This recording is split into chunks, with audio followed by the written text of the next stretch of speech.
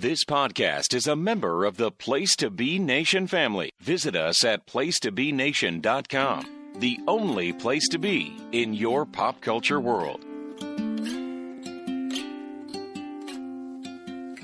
There's no combination of words I could put on the back of a postcard. No song that I could sing, but I can try for your heart.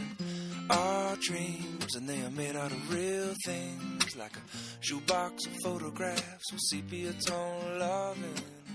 Love is the answer, at least, for most of the questions in my heart. Hi, welcome to Geek and Sassy. This is Jennifer. Oh, crap. Do you know how many times I do that? Yes, I forget my own name. And I'm Miranda. We are so happy to be recording with you again because it's been a while. We've had some scheduling conflicts, some recording difficulties. My good buddy Skype here just decided to let me down. And then the recording software, so... It's okay, because, and it was my birthday. And then it was your birthday. It was my birthday. Which is like a friggin' month ago now. Well, it doesn't matter. It was my birthday. It was great. It was great. You have a very sweet husband who he and I were in cahoots to throw you a surprise birthday party. And it was that freaking ended up not being a surprise. Well, yes and no. Like, okay, let's just be honest. At our age, when your husband looks at you and says, "On the night of your birthday, I need you to be ready at this time because we have something to do." It's kind of like, okay. And then, like, my nephew was in town, for example. So it's one of those things. Really? We have nephew in town. You ask me a question regarding something you don't normally ask me, and then you tell me to be ready at a specific time on my birthday. Right. Okay. So I kind of knew, there's but at the there's same no time, fooling you. well, I didn't know where. I didn't know who. Like, there's a lot of things that, you know, I wasn't not surprised. I'll say that. The poor guy was stressing, though. Oh, my God, he was. It was so funny because he was talking about your cake, and he said that he had planned combat missions that were easier than planning a surprise birthday party. And he has. He's planned a lot of those combat missions, and to me, I'd be like, let's plan a party any day. But he was like, oh, God. He did it, and he did a really good job. He did. It was very sweet. And you had an awesome cake. Oh, that cake was awesome.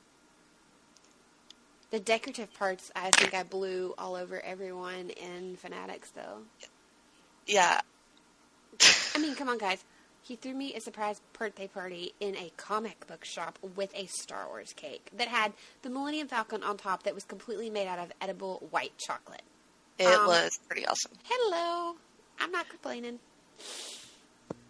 And then we got to play games all night, did. so it was pretty much the geekiest birthday party ever. Yeah, and the one game I got bought for my birthday we played, at first it looked like extremely complicated. Oh, yeah. But then our friend Robert, who owns the game, was like, it's really not. And he talked us through it. It's the Ghostbusters board game that apparently was originally like a Kickstarter thing. Like, you could only get it at Kickstarter. And Fanatics sells it, and it's fantastic. We actually were done really quickly, though. I was really surprised. I think he was modifying a lot of the rules for us just to get through the game kind of quickly. And none of us knew what the hell we were doing. Well, once I figured it out, like, oh, you roll to see if you can go this many times, and if you can, then if you get to the certain spot, then you can hit the ghost, and if you get so many rings around the ghost, then you capture him. And I was like, oh, okay. Well, why didn't the directions just say that? Yeah. It has an entire, like, encyclopedia. It has a whole booklet, and booklet that comes with it. It's as thick as the normal comic. I'm not kidding. Oh, yeah, that's true. That's accurate. And then all the pieces that you don't actually need that are with the game, but you don't use them for the game, that was kind of confusing. A lot of it was. But it was fun. It. And then that's the game that he and his wife Tiffany brought. What was it called again? It's called Roll With It or Roll For It. Roll For It. Yes. That was really fun. And it was simple enough that, like, my son played with us. I actually bought that game, too. Did you? And Ethan played it, too. He liked it a lot. I've been meaning to. Like, I want that. I want that game. It's pretty simple. Really fun. So what else? Is that... What's this new with you? Well, with my nephew being here, he decided to tell me this funny story that Jenny already knows and thinks is hysterical. But I'm fixing to call my nephews out, and it's funny. So apparently, Jenny and I, in our everyday vernacular, I guess that's the word you would use, for those of us, Sure. For those of you that know us, we don't do the like this, like that for myself, or a lot with herself. Like, we don't. So we truly apologize and don't know why we do it so much when we're recording. But my nephews and all their 20-something-year-old glory in college thought it was hysterical. Because at first I was really excited because, like, hey, they listened to their Aunt Miranda. This is freaking awesome. Well, they listened to me, yes, but they've turned Jenny and I into a drinking game. Oh, Lord. Every time I say like, or every time Jenny says they take a drink. Consequently, they have not made it through a single podcast. They have not made it through complete podcasts without going back and listening. Yes, because they are, like, passed out probably, by that point. Well, I told them I was going to challenge them, and this is probably not, like, the healthy aunt thing for me to do. I should be, like, discouraging this, but I'm not. No, don't. Right?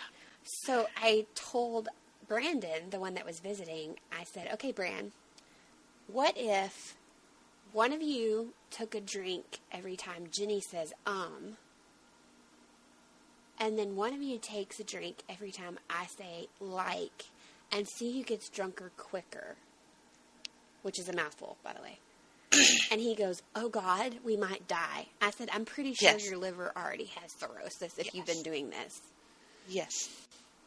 So, it makes me want to say it on purpose, just for funsies, but then... I know, I kind of want to sit here and say the word like over and over and over again. Exactly. But then I don't want to kill them either because I love them both very, very much. Right. It's a moral dilemma. It really is. It really is. What are we going to do? Because if the shoe is on the other power foot, that we wield, it's just... Right. Well, I know that if the shoe were on the other foot and it was them in a podcast and I came to them and said, hey, I take a drink or I do this every time you say whatever word, they would purposely be like, hey, Aunt Miranda, blah, blah, blah, blah, blah, blah. Like, I know they would. I know them. They'd wait till, like, the very end of the podcast, though, and then just start saying it over and over and over again. Well, there's an idea.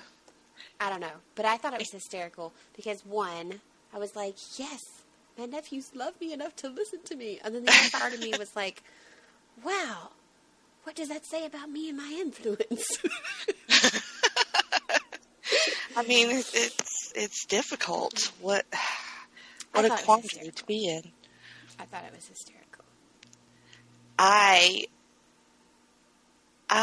We haven't been able to podcast, but I was lucky enough to be a guest on another podcast. Yes. Our buddies at the Hard Traveling Fanboys, they celebrated their 50th episode with a giant-sized edition, and I was on there talking about Rebirth with Russell and Todd and the boys.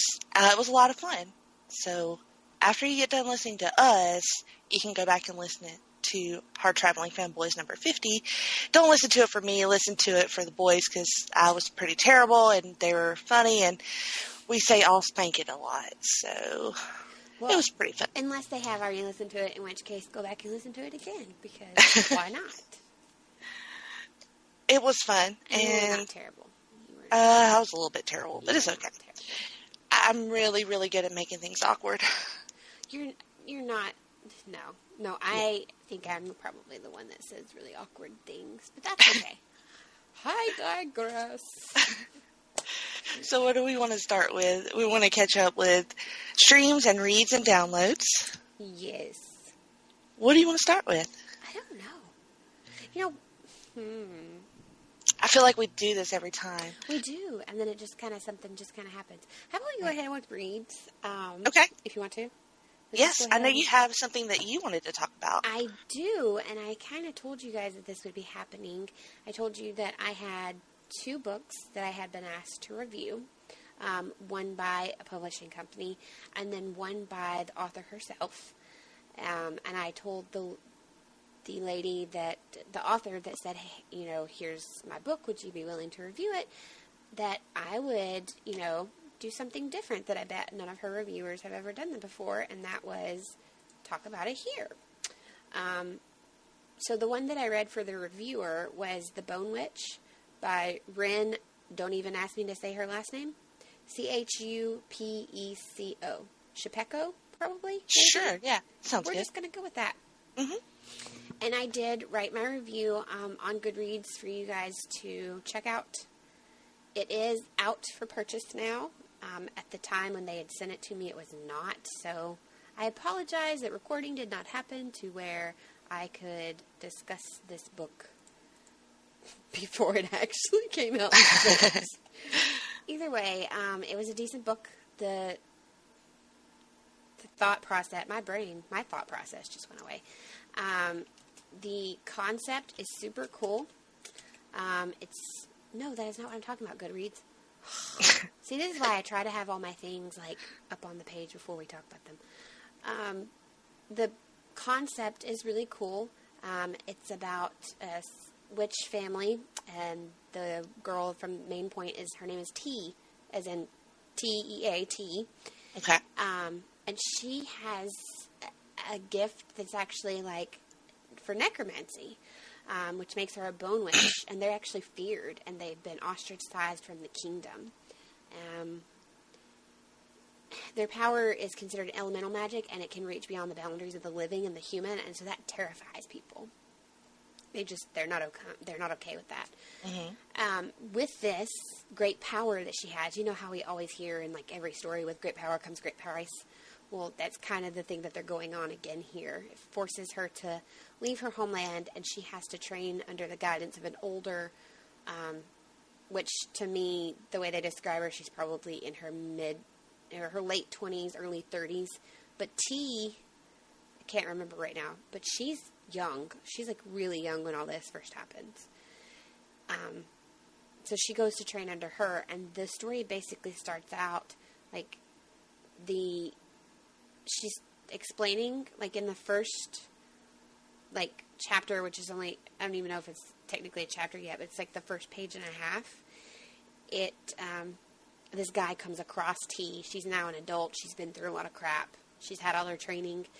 And it's basically her telling him her story. So it goes back and forth to, this pages of him asking questions and then her explaining something that happened, and then, which was really cool. That first page there, that whole, when he's talking about, he's describing her, she's standing up on this hill and she's defeating this monster. It literally is only one page, and it gripped me enough that I wanted to read the rest of the book. Oh, wow. I know they tell you not to judge a book by its cover, but I did, and I'm glad I did. So. That sounds awesome. Yeah, you can check out my full review on Goodreads. It's not a very long review, but it's a full review. And then if you're interested in that, you can buy it Kindle ebook or paperback, whatever your preferred is, and go from there. But the second book, the one that I promised the author, so hi Emily, because we also gained a new listener by me telling her that I would do this, so I was very excited. Yay! She's apparently also a very geeky lady, like you and I, and she's super sweet. We have conversed with each other through many emails after me saying, sure, I'd do this, and then telling her about the podcast. She was immediately like, oh my gosh, what podcast? I want to listen, and what do you talk about? And I told her, and she's like, oh my gosh, this is for me. So it made me very excited. That's awesome. Right. I know, I was very excited, and then to find out that she's an author, that I can read her books, it made it even more exciting. So the book that she sent me, and if you look on her things that she's written on Goodreads, she has several. She writes, it's Emily Martha Sorensen, and if I screwed up your name, I'm sorry. I'm bad at last names, because I got one of those last names that people screw up too. Anyway. No, it sounded good. I think you did good. But the book is The Keeper and the Rulership. And it's actually Systems of the Rulership, Book 1. And there's a novella that comes before that I have not read, but I'm looking forward to read. And then Book 2, which I think is out already. I'm not going to read the full review because, like the other one, you can go to my Goodreads, which is where I usually post.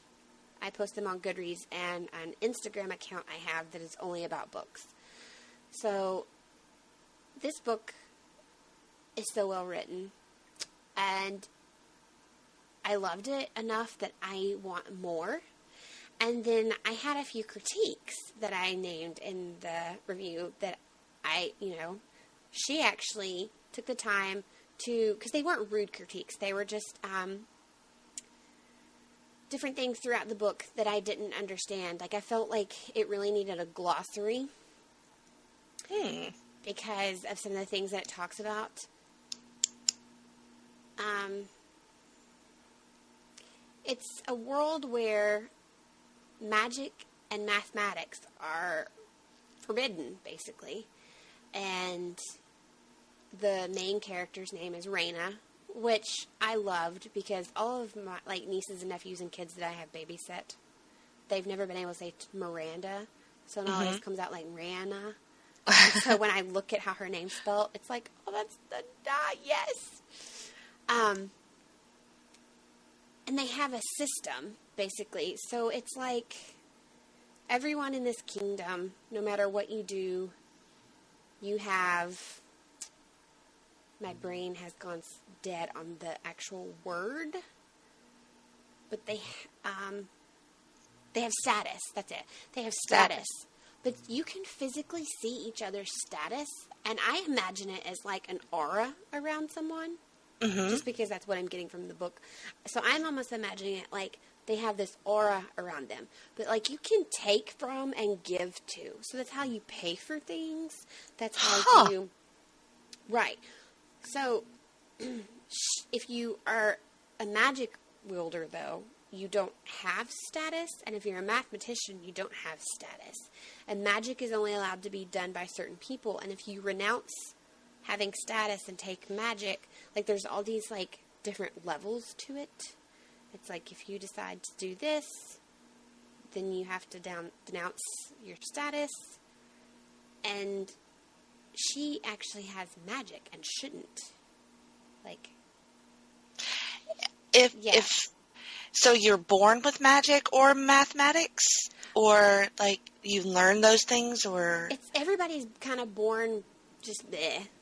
Like, well, no, like because they talk about once you turn a certain age, you have to decide what you're going to claim. Okay. Like her grandparents are mathematicians.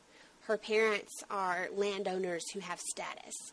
The people that work for them don't have status. I forget what they were called. So you can freely... You can marry in...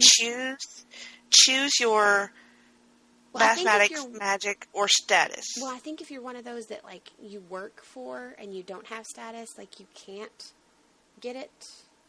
I take that back. You can, because there's a boy that they talk about in the book that he was kind of sort of adopted by a lady that had status and owned her own land like her parents do.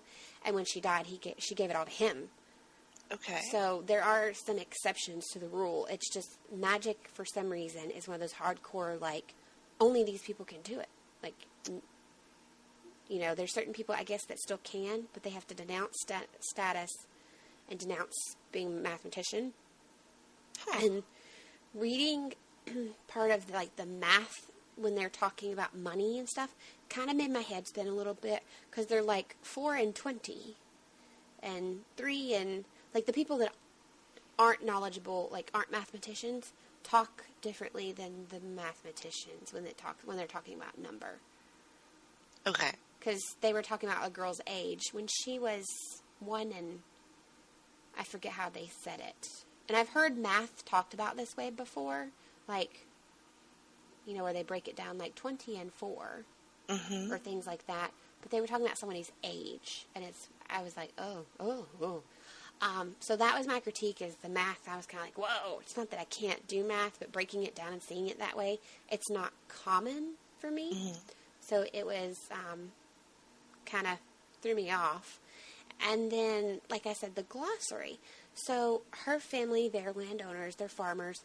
They only eat flowers. Like, I don't know at what time period this is supposed to be. The way they describe... That was my other question. Is it futuristic or... Well, I'm thinking possibly, because they talk about how the... every so often, things are redone. The hierarchy is redone. Like, in a time before, it wasn't that you earned status. You had this. And, like, they don't eat animals. They don't even have animals. Like, she goes to this art show and she sees this painting of, like, animals, I guess, which is, like, cows and sheep and stuff. And she's like, what is that? Huh. Because they grow flowers to eat, to make dyes for their clothes, to make clothes.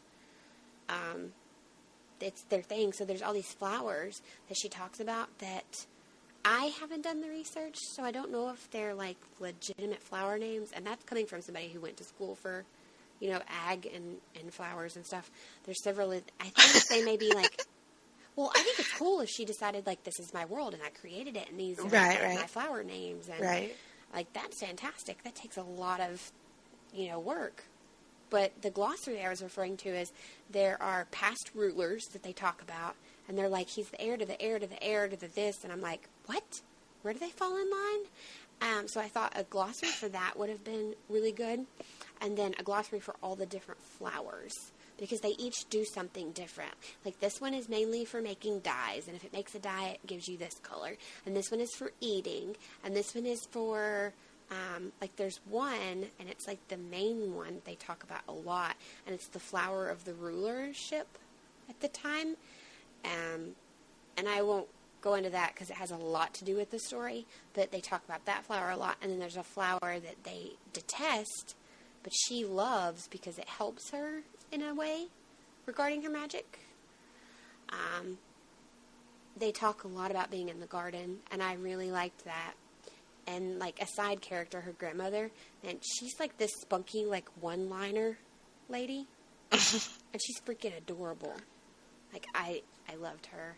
And then there's this brother that you're kind of intrigued about, like, what the crap is he doing with his life?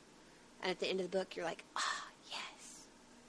So, there's a few things I won't know without reading book 2, if they're going to talk more about it, because there's a whole couple of chapters where she befriends this specific boy, the one I was telling you about that earned, like, he was just given his status, basically, because he was adopted in.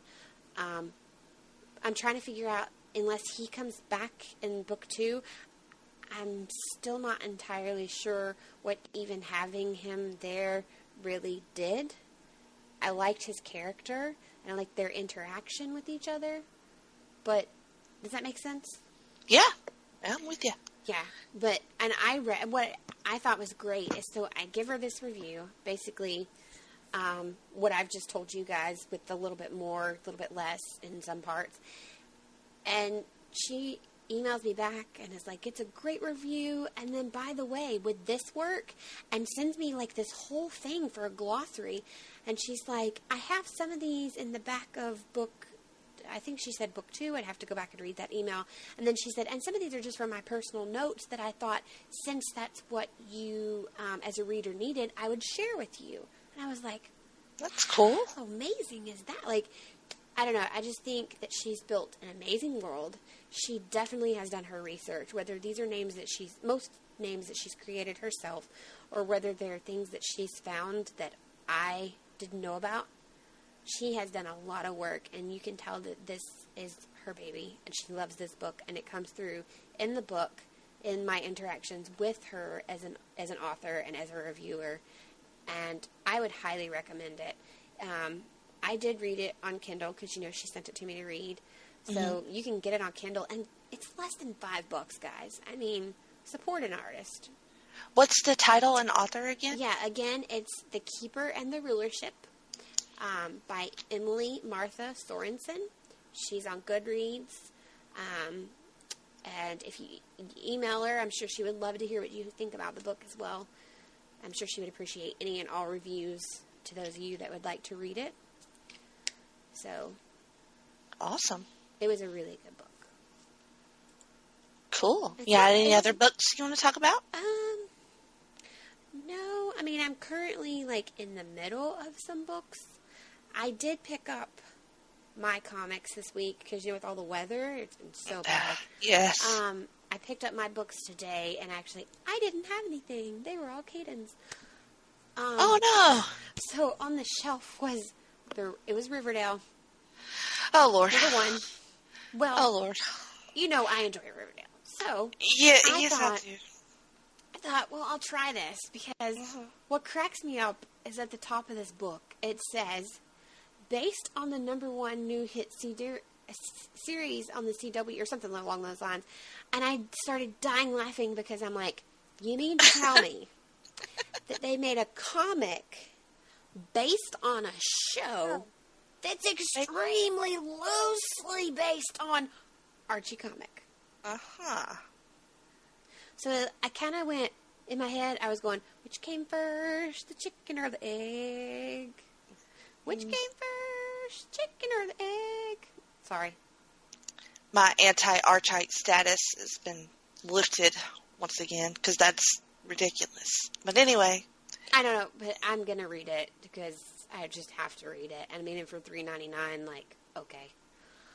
But I just thought it was hysterical that it is a book based on a show that is loosely, very, very loosely, based off of another book. Let that sink in, because right now I'm looking around the room like I'm somehow that all makes perfect sense when you're speaking about Riverdale. Yes. I don't know. But you haven't read it yet. No, I just got it today. Okay. So I guess more on that next time. Yes. Just cannot wait to hear that one. And that is a whole bunch of Miranda confusing you since 2016. Oh. All right, so I have an audiobook that I've been reading or listening to, obviously. It's called, it has kind of a lot of names, but I guess you would call it Expeditionary Force. Is that the one that you posted about recently? Yeah. Okay. It's on the cover. It says Expeditionary Force Book 1 Columbus Day. And basically it's about an alien invasion that happens on Columbus Day. And it follows the story of not a sergeant, he's a private who is on leave from not war, but from occupation in Nigeria, and he's back at home in Maine, and that an alien invasion happens while he's there, and it is told, like I said, told from his point of view, and him and some locals kind of round up together, because they're all kind of farmers and kind of country people in Maine, and so they have lots of guns and trucks and stuff like that. So they immediately try to figure out what's going on, because an alien ship crash lands in their town. They end up taking one of the aliens, not prisoner, but he's wounded, and they help him, and they get him back to his alien. They treat him well, is what I should say. And it's important that this character, from the beginning, treats the quote-unquote enemy well, because it affects things that happen to him down the line. His name is Joe Bishop, and I really enjoy him as a character. He's very funny, and he is very much immersed in the military life. And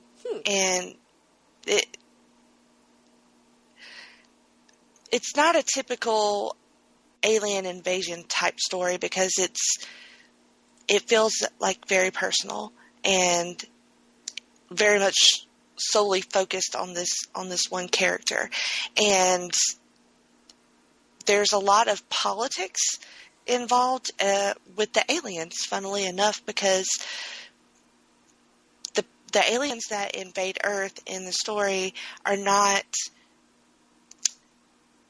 necessarily trying to take over Earth. You kind of find out that Earth is just a pawn in a larger, like, galactic struggle between many races of aliens. So it does this interesting thing between being very personally focused on Joe and then Joe being woven into the greater story, because he's very influential. He's an excellent soldier. He makes quick decisions that end up benefiting the humans, and he's very ethical, and he has a very clear head on his shoulders. And at one point, he refuses to gun down innocent aliens, women and children, even though he's commanded to. So it's very, it's told very well. It's narrated very well by somebody named R.C. Bray. He does a really great job. He has a really quirky little accent. But I'm not done with it yet. I'm probably about 3/4 of the way done with it. But there are 2 other books. Book 2 is called Special Ops or something like that. And book 3 is called Paradise. You can actually get it for like 99 cents on Kindle right now. And for free if you have Kindle Unlimited. I love those. So, I know, right? I got it through Audible, so I had to use a credit on it. But I'm glad I did. It's really great. It's something different. I had been kind of looking for something that was different from what I've been reading. So, highly recommend it. And a couple of I don't want to talk about all my comic books, but I do want to mention one that is kind of different from the superhero ones that I usually talk about. There's a book from Boom Studios called Lady Castle, written and created by Delilah Dawson, illustrated by Becca Farrow. Boom Studios has been putting out some really good stuff lately. I'll just say It's quirky. It's the story of a kingdom that all of their male members of the kingdom, including the king, have been murdered. And there's only one man left to tell the story, and he came back. And so the kingdom is basically run by the women now. It's interesting because they sing in the comic book. Okay. And I know that's weird, but it has rhyming dialogue, and then there's a little, musical notes beside it, so you know that they're singing. But there was a kind of like an opening number in issue 1, and then an opening number on issue 2, which is what I read. I like that. It's quirky. Never really seen it. I've never really read a comic book that did this. It kind of feels like a musical comic book, which it really could be. I could see it being like a quirky little TV show or a cartoon or something like that. But in issue 2, they're still trying to figure out how to run the kingdom without the men. Of course, it's not that difficult because they're all very accomplished ladies. There's a king. Well, she's a queen, I guess now, but that is, they have appointed her, and she's tough. I mean, she knows her stuff, and but there's an element to issue 2 where they have some werewolves that are about to attack the castle, and they have to get all of their resources together to try to fight the werewolves. And I know that it sounds all insane, but it's just really interesting and fun comic book. I think there's only going to be like 4 issues of this, so it's just a short little thing, but it's one of those things that I found that I like to read, sort of like Animosity. That's not a superhero comic book. It's something different and exposes me to, a different style of art and writing than what I'm reading in things like Rebirth. Even though I do love it. I do love my superheroes. I actually like, branching out and finding things in the world of comics that, it's not the first thing that people think about. For example, like the superhero books is just what usually most people think about. And you've read that book, and then, I've read the Disney Princess ones, and just different little things that, I don't know, I think it engages a different group of people that otherwise may have not ever picked up a comic because they didn't think there was anything for them to pick up, really. Right. And I think it's interesting. I find myself when I find books like this, I get very interested in the creators of the book because I want to know what prompted them. Like it feels like this story in particular feels like it's coming from a very specific place and something very specific that they had in mind. And I don't know. I find that fascinating. I think it's because I just am in awe of creators and artistic people who can come up with this and see it through and tell a story. I love it so much. I've started following the creator and the illustrator on Twitter and, linking to other things that she's done that I find interesting. I'm kind of the same way. For example, Scotty Young, I find myself wanting every cover he draws, every book he has anything to do with, because I'm drawn to the way he creates a character and makes it visually look and the story that is told with it. And so I'm like, if it's a Scotty Young, it's in my list. I need it. I didn't know that was like a thing. Like when I started reading comic books, I think I was more caught up in like the characters. Especially when it comes to superheroes, I'm like, I love Batman. I'm going to read some Batman comic books. Right. And then, not understanding how comic books work, how creators come and go, and continuity is fluid in some cases. But I'm hoping that, and I am finding that the books that I'm loving right now, I can follow these creators to some of their other projects and see how they like to tell, another story from another character.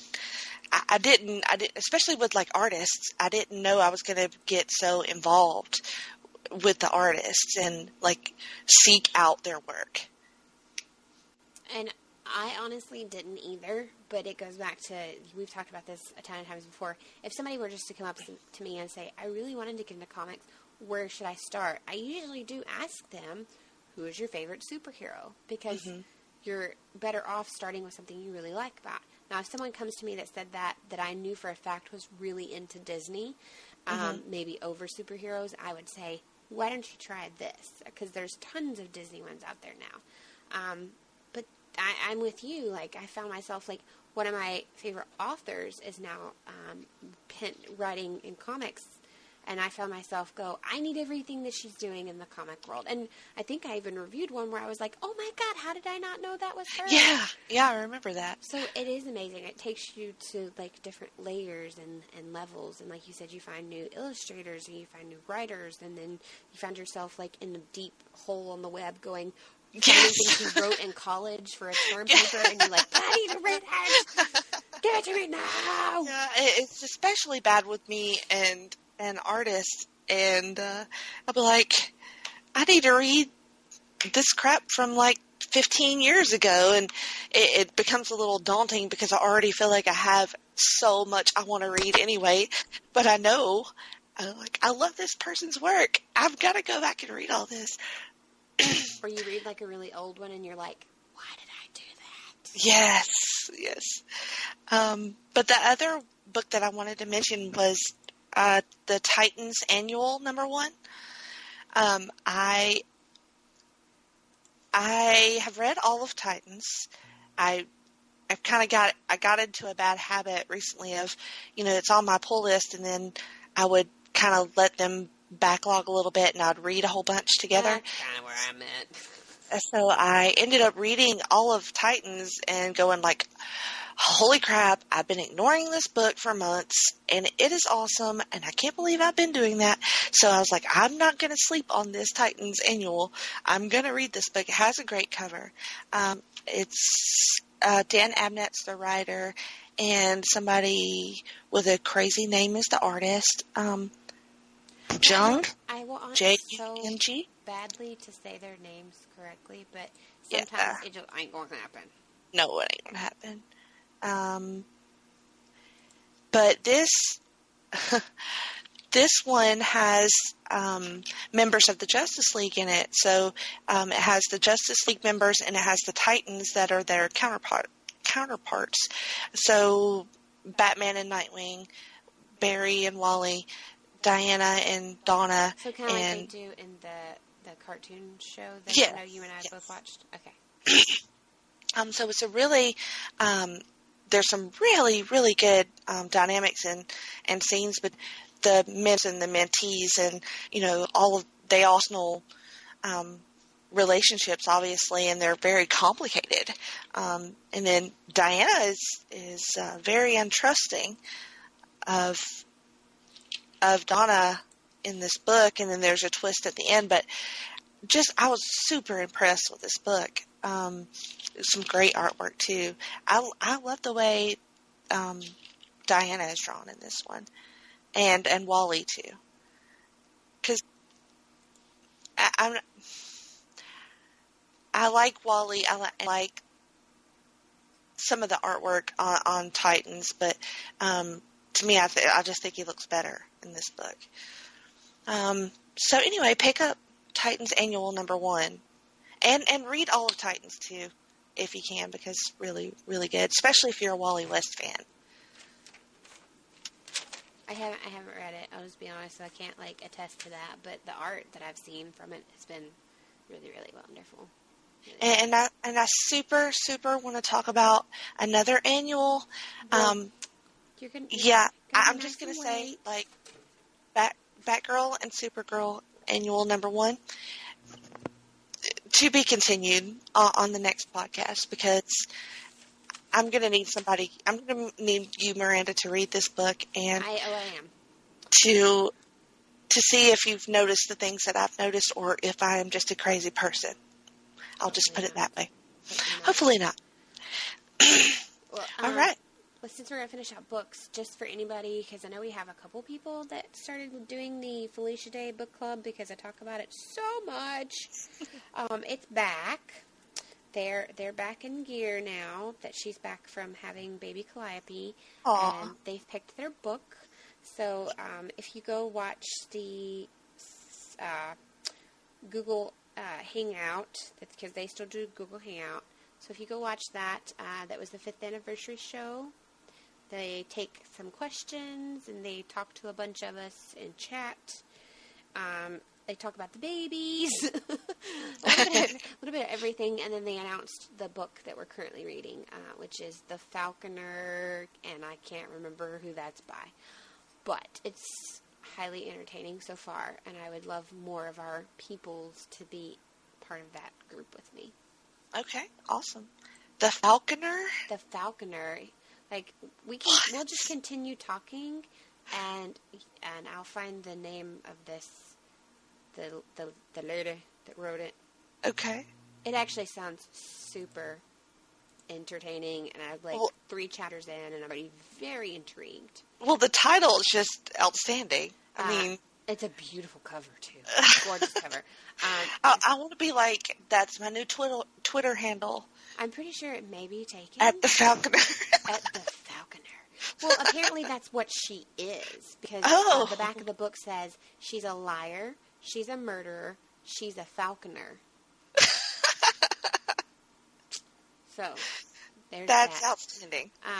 Okay, so it's The Falconer by Elizabeth May. Okay. And I decided to do paperback, and I think I only paid like $6 for this on Amazon, guys. So, if it turns out not to be so bad, it, cost me as much as your morning coffee. So. Okay. Damn, how much coffee you drink? Well, I don't, but I know my mom, she goes to the coffee shop, 'cause I drink tea, honestly. I love tea. But my mom's drink that she gets when she goes is like $5 and it's like 5 and some change. I'm not even kidding. And I'm like, Mom, I could buy a book with that.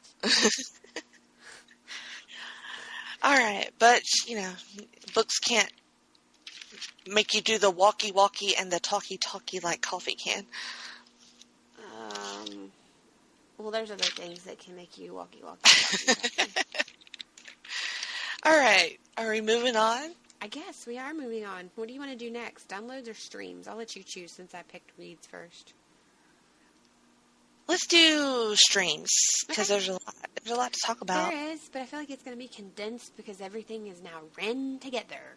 Yes, I no longer remember which episode, what occurred, and when it was. The only episodes I can be definitive about are the crossover Supergirl and Flash. Yes, have we not talked about that yet? No, we have not, and I can definitively tell you, that happened in those episodes. Okay. But, well, starting with Supergirl, it's the curse of the crossover because I think the last time we talked about Mixie, and so that the end of that episode was the beginning of the crossover. Is that right? I want to say yes. Yes, I think that's right. Which is exactly what they did on the other crossover, and we all fucking complained about it. Like, it's not a crossover where you only have so many seconds of the one just show right at the before. end. Oh, yeah. I think the last time we talked about that was a Supergirl something. Oh, it's when they did, the huge crossover. And the he invasion. pops in at the last minute, and it's like, Kara! Yeah, and so I said the only reason that they feel like they can get away with it on that one is that the portals kept popping up randomly throughout the show. Right. But this time that didn't happen. So once again, I do agree that as far as calling it a 2-episode crossover event, you failed. No. Failed again. You can call it a crossover, but you can't call it a 2-episode crossover. No. I'm doing hand signals. And I could see how it's easy to do, to have a regular episode of Supergirl and then just tack it on at the end and then cross over to Flash. That's easy. I mean, I understand that. But okay, I have to interrupt you for a second. Go for it. Okay, so you and I both religiously follow Stephen Amell on Facebook. Yes. And he is live right now. I saw he was live. He's live, but obviously I'm not watching that because you guys, it would make a big mess. Anyway, I know we normally don't do, geeky news, but I feel like we need to because he is live because he was just nominated for Best Hero category for the MTV Movie and TV Awards. Yay! That's awesome! That is fantastic. Oh my gosh. That is fantastic. I love it. And for those that didn't see it yesterday, he will finally be on Ninja Warrior. Yes. In May. Oh my gosh, I'm so excited. Anyway, sorry. Back to No, what we were talking about. I'm just totally scrolling great. And I'm tweeting out that we're trying to record and we've missed you guys and I'm doing my thing as our social lady and that popped up and I was like, oh my god, I gotta say it. Well, it's kind of like the hard traveling fanboys have a ho ho loon ticker, so we need a Stephen Amell ticker. So when information like this comes across, then we can get live updates. Well, he is set as one of mine, to tell me when he goes live. He gives me an update, and it's like, Stephen Amell is live. And I'm like, oh, crap. All right, so on Supergirl, I guess we could talk about the crossover when we get to Flash, because honestly, not much happened in the way.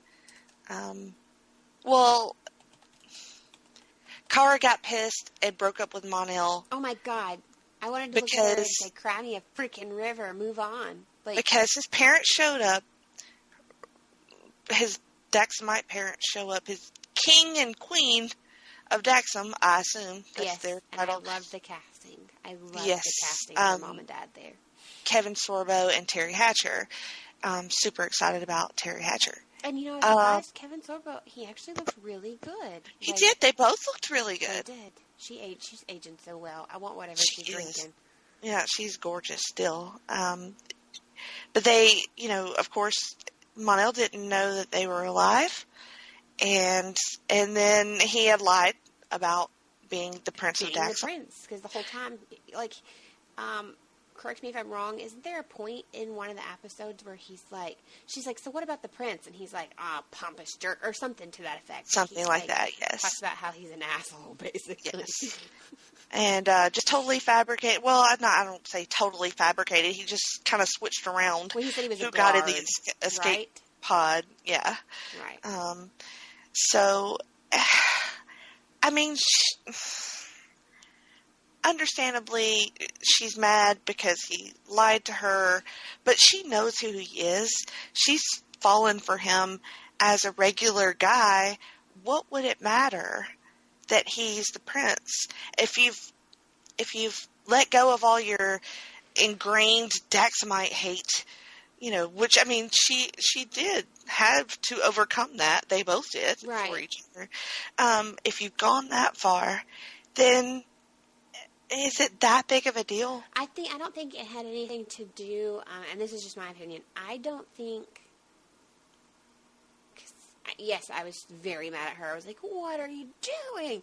But in another sense, I don't think it had anything to do with the fact that he's a Daxamite. I think it had everything to do with, you've been lying to me. And if you can lie to me about something this huge, what else are you lying to me about? Like, but why is it huge? That's what I want to know.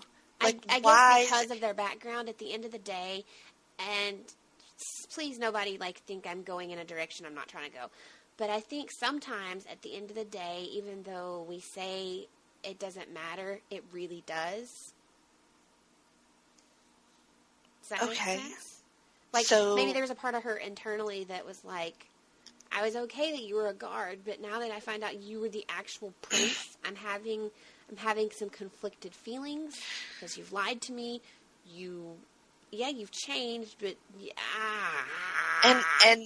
and you know, I guess something that would support that theory would be she believed that the royal family committed some sort of atrocities, or maybe that's too strong a word, but no, I don't think it's we're not very. That's very. She was led to believe that they did horrible things. Right. Especially to her, her planet and her people. Right, and yeah. I mean, I could see that.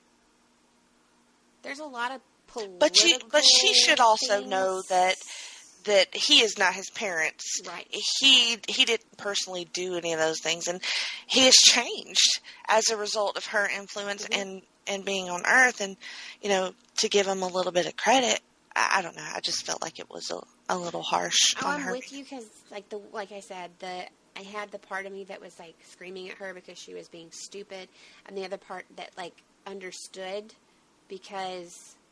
And men go through this too, but as a female, I knew what her character was going through. The whole, you've been deceiving me about this?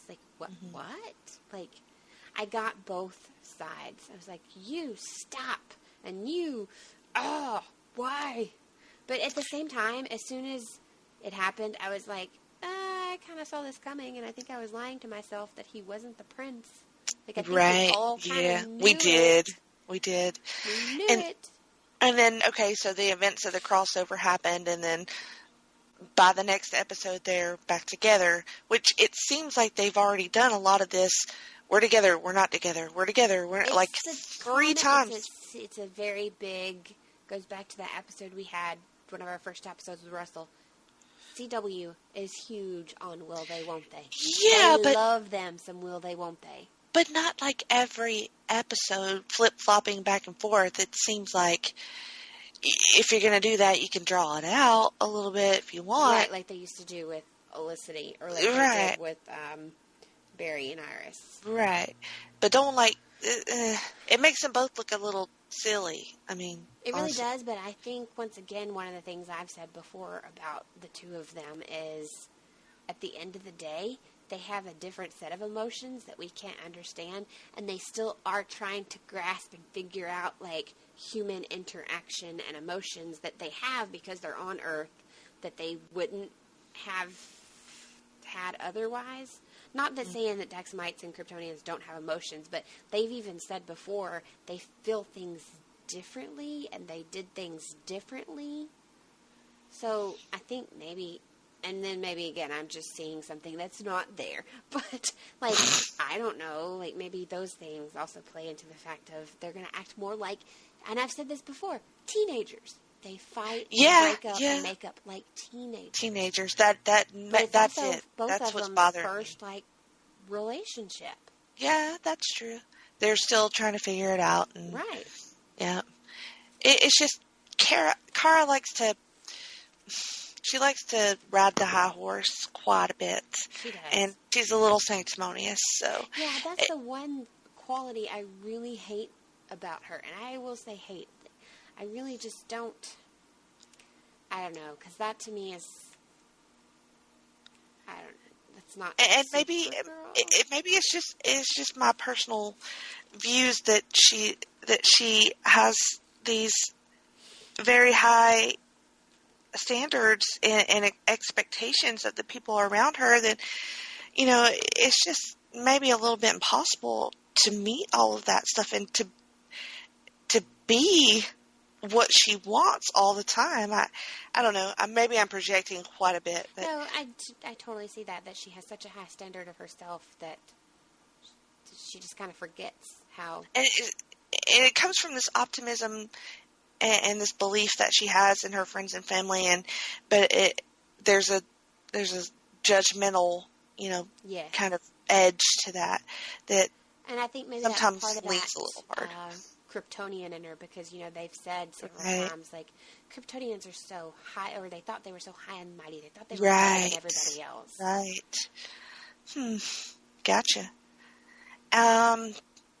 So in that last episode, the mom and dad were in it again, and I'm trying really hard to remember.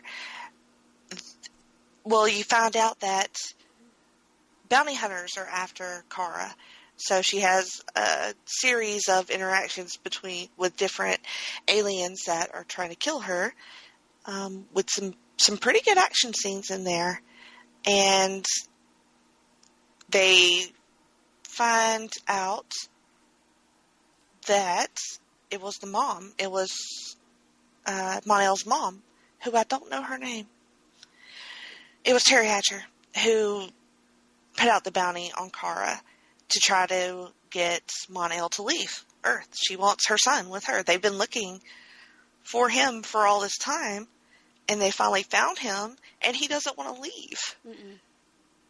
Which I gotta say, I felt sorry for his parents. I can't imagine that. I mean, I'm a mom. If I had been looking for my son, finally found him, and he was just like, no, I'm great. I'm just going to stay here, and y'all can go do what y'all need to do. I'm like... Yeah, but part of it was like it was showing King Largan there.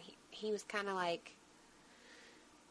He'd finally realized that being a good parent was letting Mon-El grow up and letting Mon-El be his own person. Yes, but I still have some sympathy for them. I did and I don't. She's so mean. Yeah, she is kind of delightfully mean. Rhea, yeah. She's just so mean that I was like, no wonder your son don't want to be around you. But that, from the mother's viewpoint, that's her baby. Oh, yes, definitely from a mother's viewpoint, I was kind of... I don't know, but she was just so, like, dripping with evil when she was doing it that the mother in me was like, oh, you're leaving your mom and dad. But the other part of me was like, run as fast as you can. Oh, I'm sympathizing with all of the wrong characters. No, I totally see why cool. one would sympathize with that. I mean, But, and she is, at the end of the episode, she totally stabs her husband. yeah. So She's like, I love you, but we're not going in the same direction. it's like, you're dead to me and you're also dead. So, Right? Which really kind of broke my heart because I really liked seeing him in that, or Kevin Sorbo as King Largand, and I was hoping that would be something that would be reoccurring maybe into the next season. I mean, because we're getting far enough episode-wise in, like that was episode 17 for the season, that we're starting to look at these people that are on potentially being in season 3. hopefully so. I think the next arc is Lena Luthor based, from what I can tell. I think so. And I don't think they start back up again until like the end of April. Yeah, it's next air date is April 24th. Right, so we're kind of in a lull. 2 things that we didn't mention that I just thought about. One, in that episode, we learned that the president, President Marsden, is an alien. Yes. Which was a big, like, whoa. It was. Because didn't they protect her at one time and they had to use that alien tracker to figure out which one was the real her and which one was the fake her? Yeah, I think so. Right. So I was like, how'd we screw that up? Yeah. Yeah, I like that too. And she was dictating to John Jones what he could do as far as... You will not attack the Daxamite ship. You will not. So to me, because she's like, she didn't want even though they did war. Right. So now I really need to know what the heck is going on with that. But in the episode 16, was it? No. Yes, 16. I felt so bad for Wynn. Oh, I did too. Bless his little heart. Can he not catch a break? He cannot. And I really liked Lyra too. I did too. I knew there was something fishy about her, but he was so into her, and well, she complimented him well. So yes, they all she was. Poor Jimmy doesn't, but they all kind of have somebody now, or that they're trying to push them towards, or even if it's just like a really strong friendship, they all have somebody. And when finally got one, when Mr. Wynn, it made me happy. And then they just kind of, it's like, can anything in this kid's life go right? Right. Please. But that's character building. You know what I mean? I hope He's been through some shit now. We started from the bottom, now we're here. And I do continue to love Samverse. Isn't that what she's called? The couple mashup name. Oh, is that? I did not realize they had a mashup. I am apparently uninformed. I think I saw it on Twitter. Okay. But they're still really cute. They've had some really good scenes together too. The story with her ex coming back to town, and that was so awkward. Their conversation. Oh yeah, that was beautiful. Super awkward. I was I liked this is painful to watch. But I like what they're doing with their relationship. All right, moving on. Yes. To Flash. Mm-hmm. I think we can pick up with the crossover episode. Yeah, let's just go with that. Pretty sure. Yeah. Yeah, we can. Okay, sorry. I'm pulling it up here. I'm going through the thing. Your IMDb for me. I loved the musical crossover. Oh my gosh, it was fantastic. It was pretty great. Which I had told you guys when they mentioned, like, maybe there's a musical, and I said, yes, Tom Cavanaugh can sing because he was on a couple of Hallmark Christmas movies. And of course we knew that Grant could sing because Right. all of his years on Right. Glee. Well, not all of his years. I don't think it was that many years. Anyway, his role on Glee, and then Melissa Benoist was also on Glee. And then the other dude was on Glee. Yeah, the guy that they brought in for the episode. Right. He was also on The- Glee. The Music Meister? Yes, Music Master. He was a former Glee alum as well. Right. So, and we know, obviously, that, Joe, which his name, I know his name, but it's going away right now. Jesse Martin. Jesse Martin, because he's done it in previous episodes when they made him the lounge singer on, was it Earth 2 or something? Mm-hmm. He was the lounge singer. And also Rent. Oh, yeah, that's right.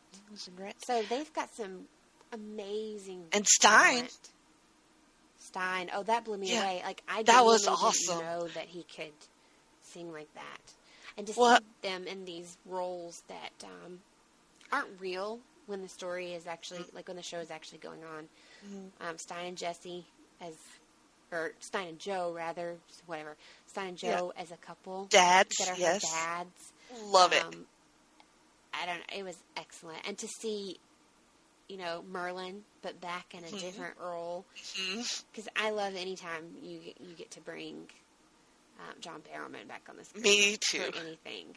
Like, my heart is giddy with glee that I will Yes. finally be able to mark off a bucket list that I'm meeting him this summer. I'm sorry. Ugh.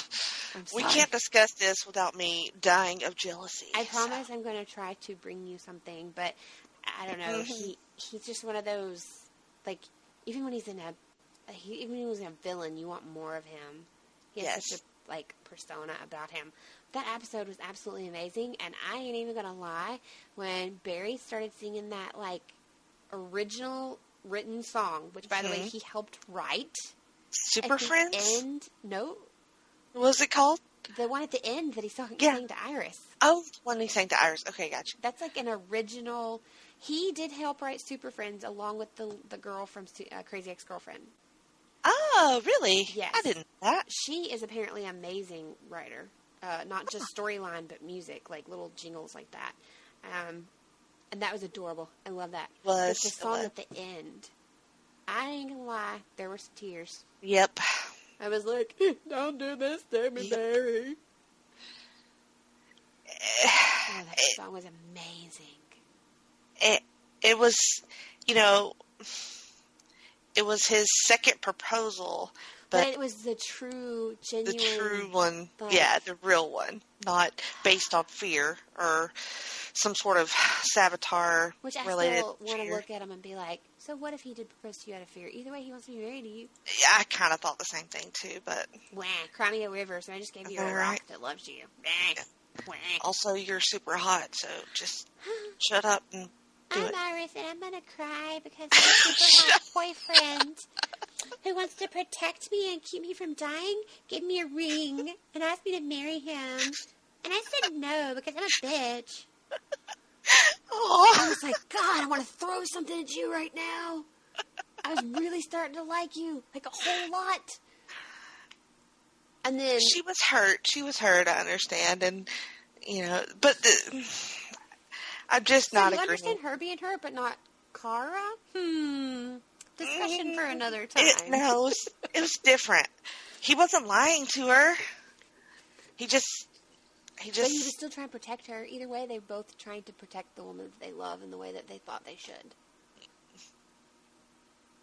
Even if it wasn't right. What else? Still, trying to think if there's anything else on the musical episode to bring up.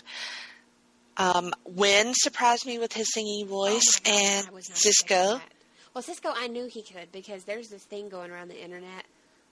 Apparently, Cisco is the singer in a band, or was the singer in a band. Really? Oh, he's amazing. Huh. I shall find it. I shall Find tweet it.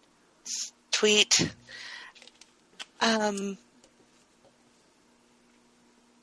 The Music Meister was pretty good. I don't know much about that character. I but knew it existed. but it's not one that I like delved into. A fun villain, if you can say that, maybe. Yes, because he tells you at the end, like, his whole purpose. Because they're like, well, where are you going now? And he says, off to do, what I do. And so he creates havoc, which is what villains do. But at the end of the day, he's creating havoc to teach lessons and to, I guess, grow and develop and all those good things. And then, not really the real consequence that comes from the episode is that Kara and Mon-El get back together. And Barry and Barry Iris. And Iris. So it's basically just like a way to get all the loves back the way they're supposed to be, which is fine. I mean, that's cool. That works. What else happened on The Flash? They met Abracadabra. Yes. And so we got some more Gypsy because Abracadabra was there. We got more Gypsy. Yeah, I like me some Gypsy. I do. I really like Gypsy. Caitlin is having some issues. Yes, to say the least. And if we ever thought that Julian wasn't interested in her, well, so let me rephrase that. If we ever thought Julian was really interested in her, I think he solidified it this time. Definitely when did. He was like, yeah, that was tense. That was very tense at the end of that episode. I was shocked. I was not expecting it. Nobody want to listen to me. But really cool. I was not always that impressed with the visual effects on Flash and some of these other shows, but I really liked what they did, like the playing cards and his quote unquote magic. There was are all a few very occasions on any CW show where we get like that B-rate effect. Yeah, but I think that's part of the charm of it. Maybe. I don't think bad CGI is charming in any way, but well, no, like what am I trying to say? Like you kind of expect it to happen. You don't expect it to be like movie, box office picture CGI every time you watch it. That's true, but I can see that you can see where they spend the money. That you can see where they put focus on. Like Savitar always looks pretty good, and not so much with like Grodd or dinosaurs on Legends.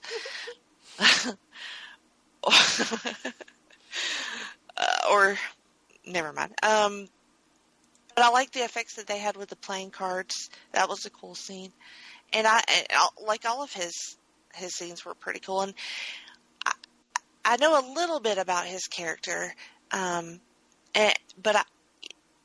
I was expecting a little more over the top performance. But I felt like that actor, which I don't know his name, I didn't write it down, was pretty good.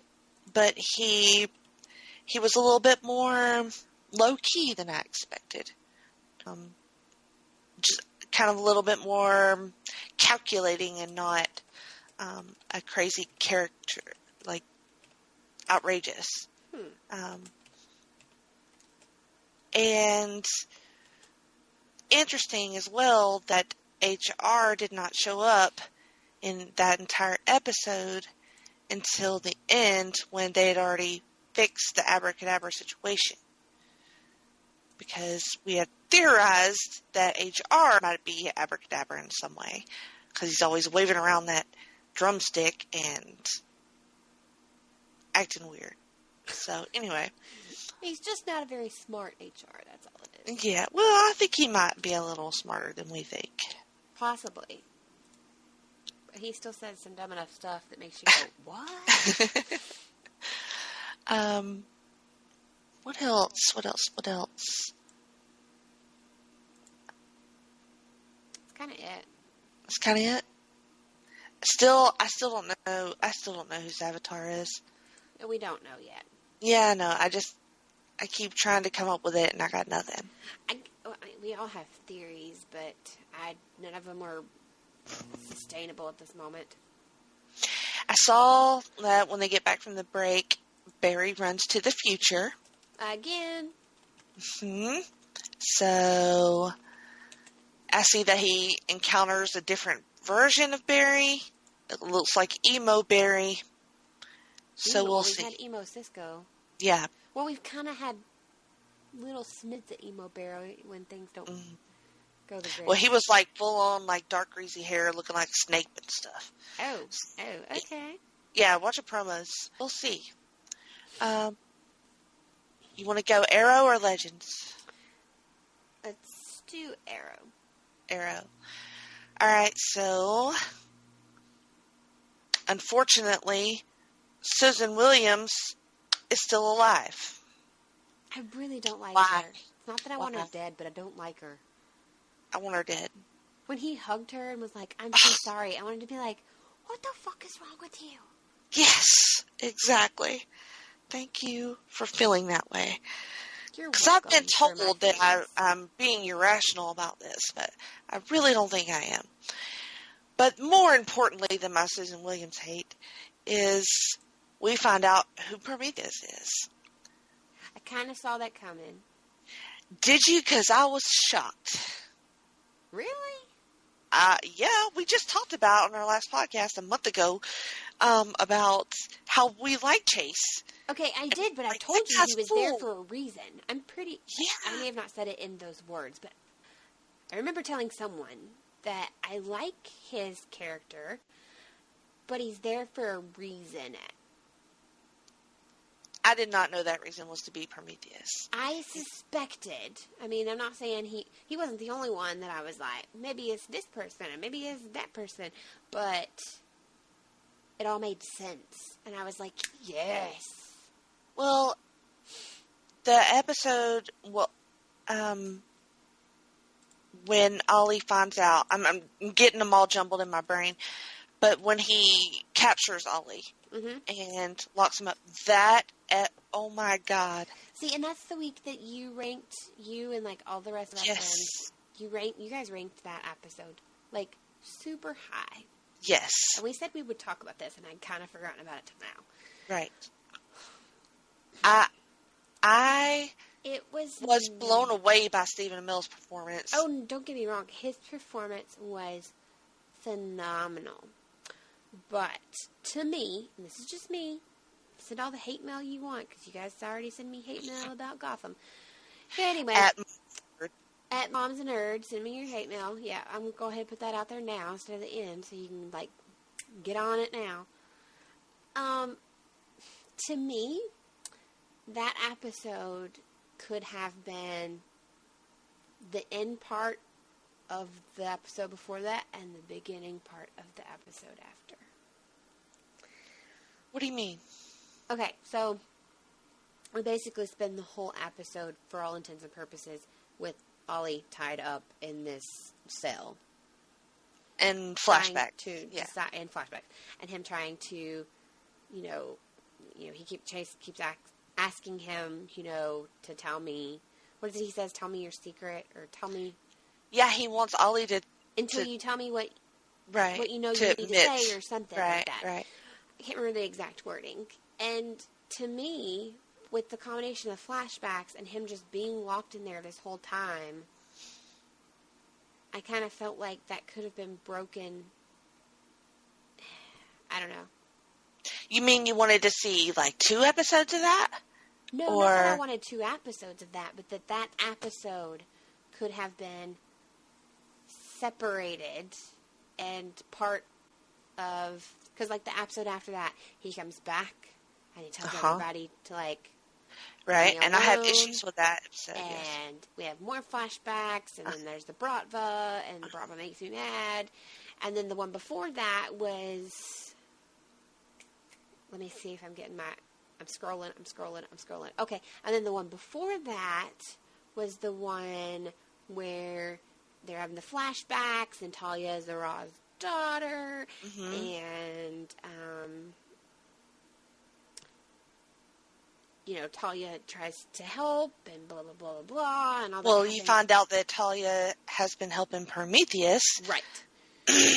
But I feel like episode 17 could have been part of it in 16 and part of it in 18. So essentially they wouldn't have been... Okay. You see what I'm saying now? Yeah.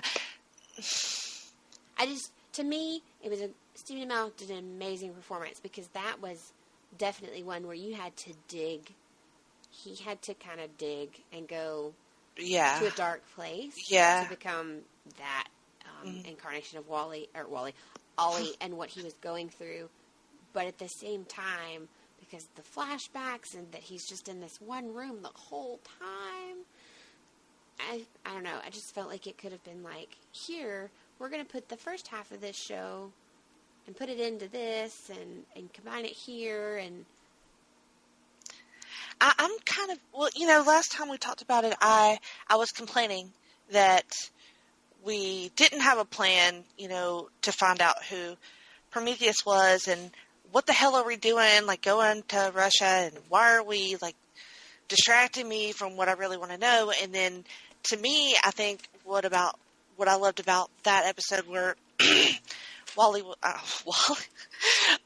locked up, was because I felt like I got paid off on a lot of those things that a lot of the flashbacks had been building up to. And it's like, I finally felt like it was just like a full on, like a purge, because you knew who Prometheus was, and you had all of Ollie's backstory from Russia and his Bratva days, and all of the flashbacks were just really tying together really nicely with what was happening to him in the present day. And his interactions with Anatoly and the interactions with Chase were just mirror images of each other. And I just think that it was what I wanted to see. I wanted to see how all those puzzle pieces fit together, because I had been missing it.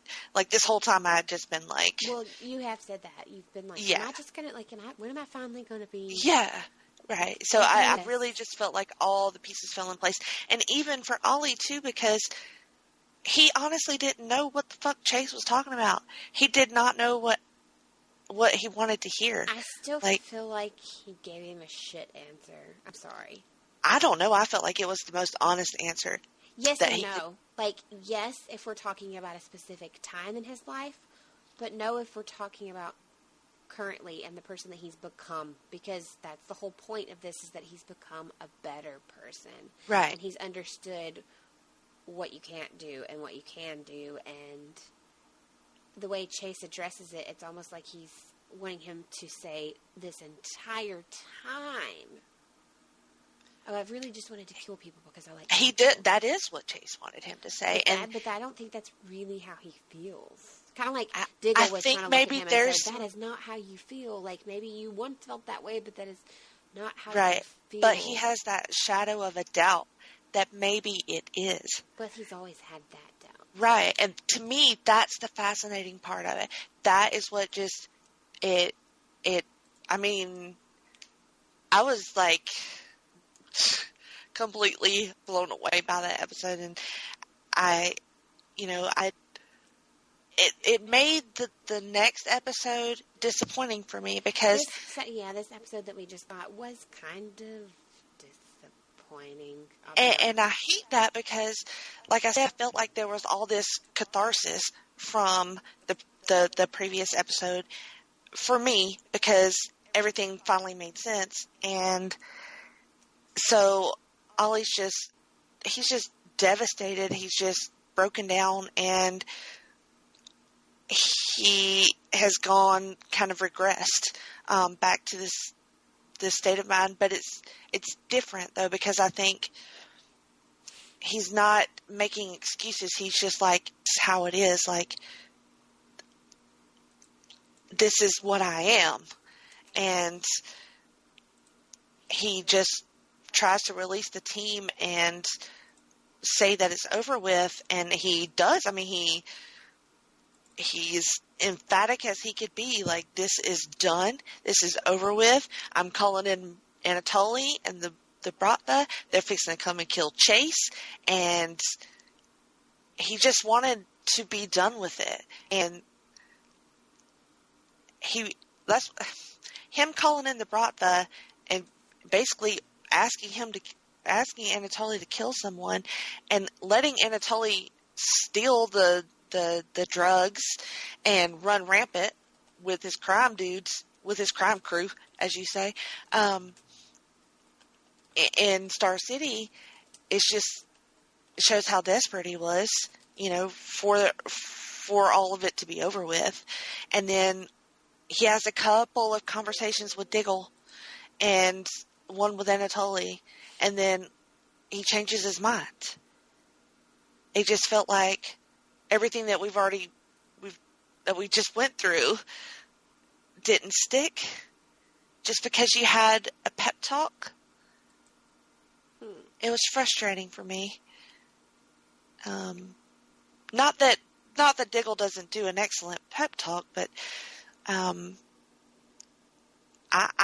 gonna say I kind of agree with Chase a little bit. I kind of think he might be right about Ollie. Is that bad? No, I don't think that's bad. I just think that the Ollie that he's become is not the Ollie that he was, and so I don't entirely agree. But that's okay that we feel differently. Yeah. Like, we're not supposed to feel the same. Yeah. That's just, that's how I feel. When I think about it,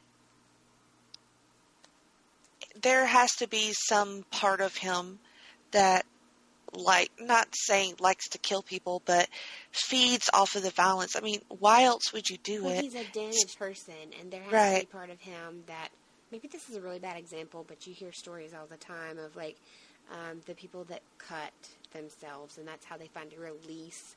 Maybe for Ollie, for the Green Arrow, before he was Green Arrow, and he was doing this, when he was making that decision, maybe there was some sort of release that he was like, I'm doing a good thing. I just did a good thing. That guy's a shithead. Mm-hmm. So I can see that, but I just feel like he's come to be such a better person. I think I have a problem with the quote-unquote better person thing. I don't know. I don't know what it is. It's something about that. Just not saying that people shouldn't try to be better people, but I'm saying that you are what you are, and not everything is meant to be. Some things are meant to be how they are. I don't know. No, I have a lot of feelings. I have a lot of feelings about this. But you know what? That is fine, and as what we're labeled as, which is fangirls, we're supposed to have strong feelings, and this is something that we're very into, and we're very passionate about watching and reading and talking about. So there will be feelings there, and there should be. And I think what a lot of people don't understand is that we don't have to have the same ones, and that's why you and I work well together, is because we don't always have the same ones, but there's not a huge argument or saying that you're stupid or I'm stupid or, it's just not how it works. And that's the fun. That's the fun of doing a podcast is, talking about it. And, and there's still some episodes left in the season, so there's no telling what's going to happen. According to Stephen Amell's tweets, it's going to be epic. So it sounds like my dog, who made her debut and everyone tweeted about, is going to join us again. Keep her quiet this time. Dude, she's got a mind of her own. She's 8 pounds of, I run this house, and do full-on snap Z formation, as you say that. God, I've never had a little dog until her, and now I know what they mean when people are like, little dogs are butt heads. Little dogs, think they rule the roost. And oh my God, she does. She thinks she runs this shit. All right, so we didn't even mention, like, Felicity and her Helix situation, which... I don't know how I feel about that. I don't either. I kind of don't either. Okay. I'm kind of glad that we're on the same page on that one because, I don't know, she's so distracted when she is with them. Mm-hmm. And then I feel like she's becoming a different person when she's with the Helix group. And I don't entirely trust that young lady that I don't either. Her in. No, I don't either. I feel like Felicity has good intentions. Like, she's using this connection to try to help, Oliver and rescue Susan and whatever else they need. Like, it's all justified, but it's all just a little shady. I think that also, where she went wrong when she was a hacker before, she knows. Right. And now she wants to do it, and especially after the incident where she had to make the choice and she had to set that bomb. After doing all those things, I think she sees that she can be a hacker for the good and not be what she was before. And I think that's what she's trying to be. Like I said, that young lady, like, even her facial reactions when something happens, I'm like, oh, you shady. Yeah, yeah. And she kind of resembles Felicity, too, so I don't know if that's intentional or not. Or smart girls with glasses and long hair. I don't know. Whatever. I don't know.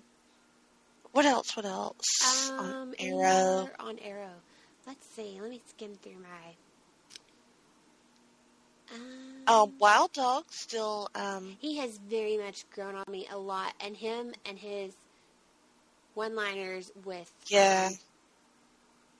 With Curtis. With Curtis are great, but I still like him with Lance. I still like him and Lance together so much. It's so funny. I am kind of heartbroken that they've made... why can't I think of anybody's names tonight? These are all like common names. Mr. Terrific. You just said Curtis. I'm kind of heartbroken that they've kind of...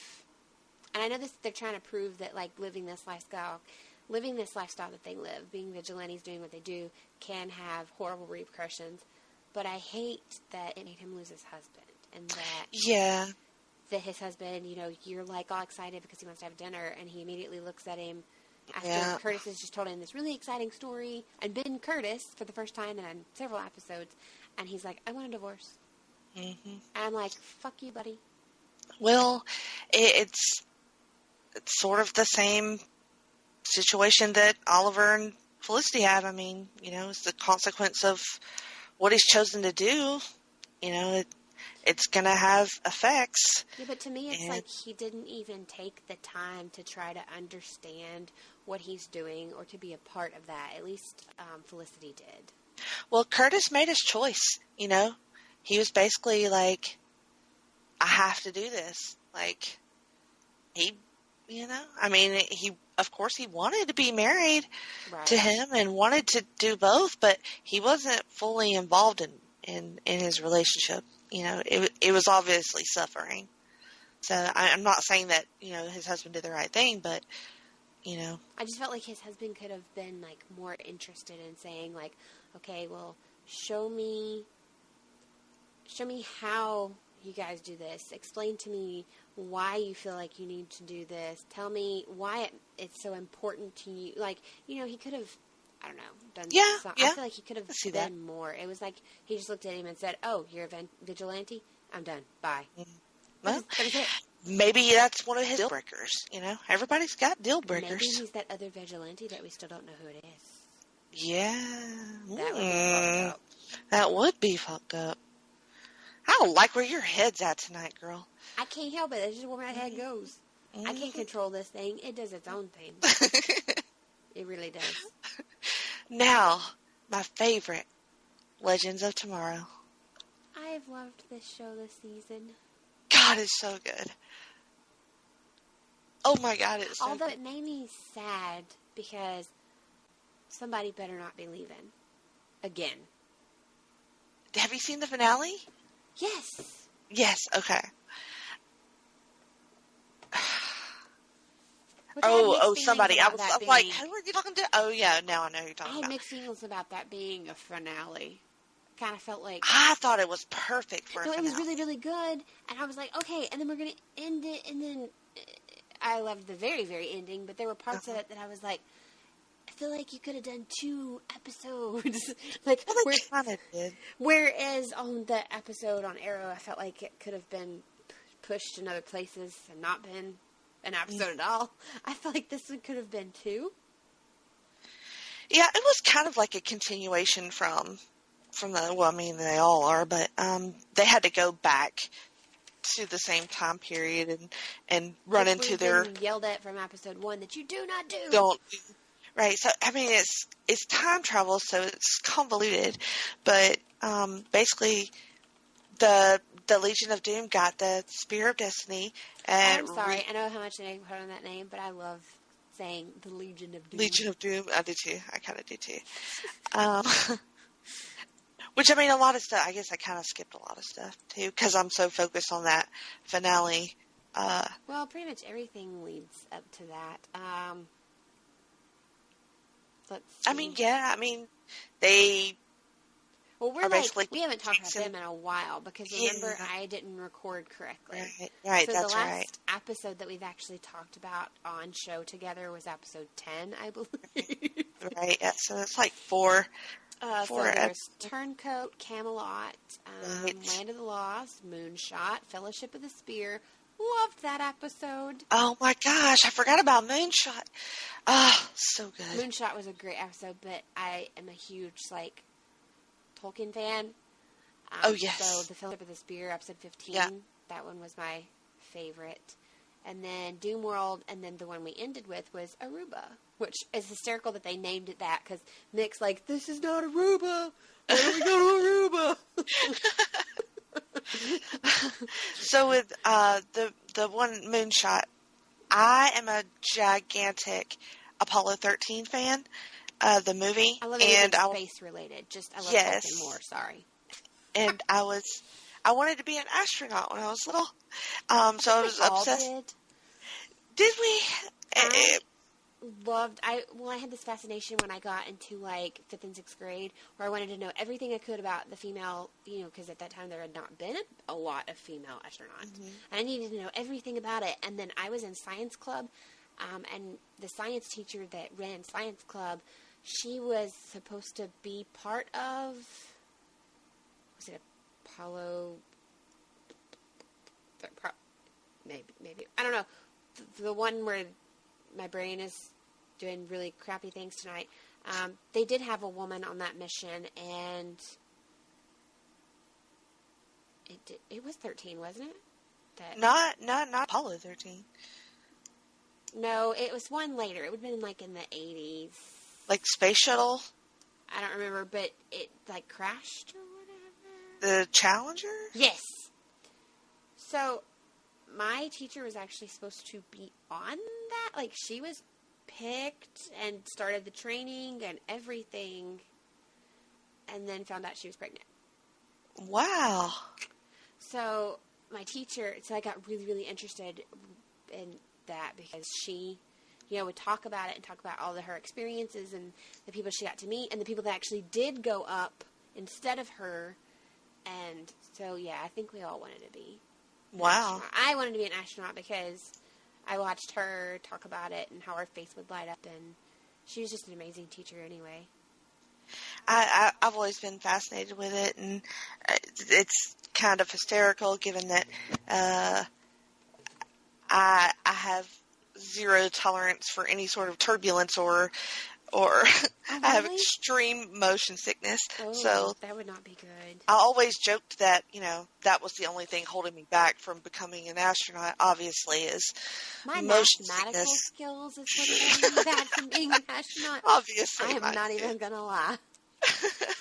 It's like, I'm smart enough, I just have motion sickness, that's all. Well, I'm smart, and I don't get motion sickness very bad, but math is not my strong point. Right. And most of those people are mathematical geniuses. Let's not lie. So I've always loved, I went to space camp too in 6th Oh, grade. me too. Yeah. Nerd status. We were probably achieved. there at the same time. If it was in the 6th grade, yeah. Well, because, we came... Did you go to Huntsville Yeah, or we Cape would Canaveral? No, we would go to Huntsville because it was so I close. went to Cape Canaveral. Oh, you suck. No, we Yeah. went to Huntsville because from where I grew up in Kentucky and Tennessee area, it's literally like 2 hours. So we would go to Huntsville. It was great. So, and like I've seen Apollo 13, the movie, like 4,000 times. Billions. Yeah, I can't even count how many. It's such a good love movie. that movie. So there, God, we got off on a tangent there, didn't we? That's what we're good for. I think that's what we're listened to for. But I loved how Ray and Reverse Flash had their little side story there. And then Ray did the really funny homage to The Martian, and that was hilarious. Stein and Mick had to be in mission control. And Stein had to break out in song to distract everybody. Oh, Tally Me Banana. That was amazing. I love that. It was amazing. Okay. It was awesome. And I like how he's trying to get everybody else to go and mix, like, looking at him like, okay, we'll do this. Sure. So, oh gosh, what else? Steele's dad, their storyline was very good. His granddad, that's it. Nathaniel's granddad. Right. So Nate has a very complicated relationship with his dad. Was part of that episode. Right. As a teenager, basically. Right. His dad's dad. Right. Yeah. Remember at the very yeah, end his of the dad episode, was the teenager. Yeah. His dad was the teenage boy. Right. So Henry. all that was, Henry's all that his was grandpa. great. That's like a I am my own grandpa moment right there. Well, I think Nathaniel had a lot of issues with his dad growing up because of how Henry how was his not granddad present. was. Right. So I love that. That's interesting and sad that he had to die, but it was like they said. It's kind of like they talk about this on Doctor Who too. Though there are fixed points and there are fixed things that you don't mess with, and there are lots of reasons why you don't mess with them. And that was one of those points that it's what was supposed to happen. You can't mess with it. And so you said the Tolkien episode was one of your favorites. Which was the next one, after the Moonshot. And I thought it was great, because at the end of Moonshot is when they realize, like, who has what?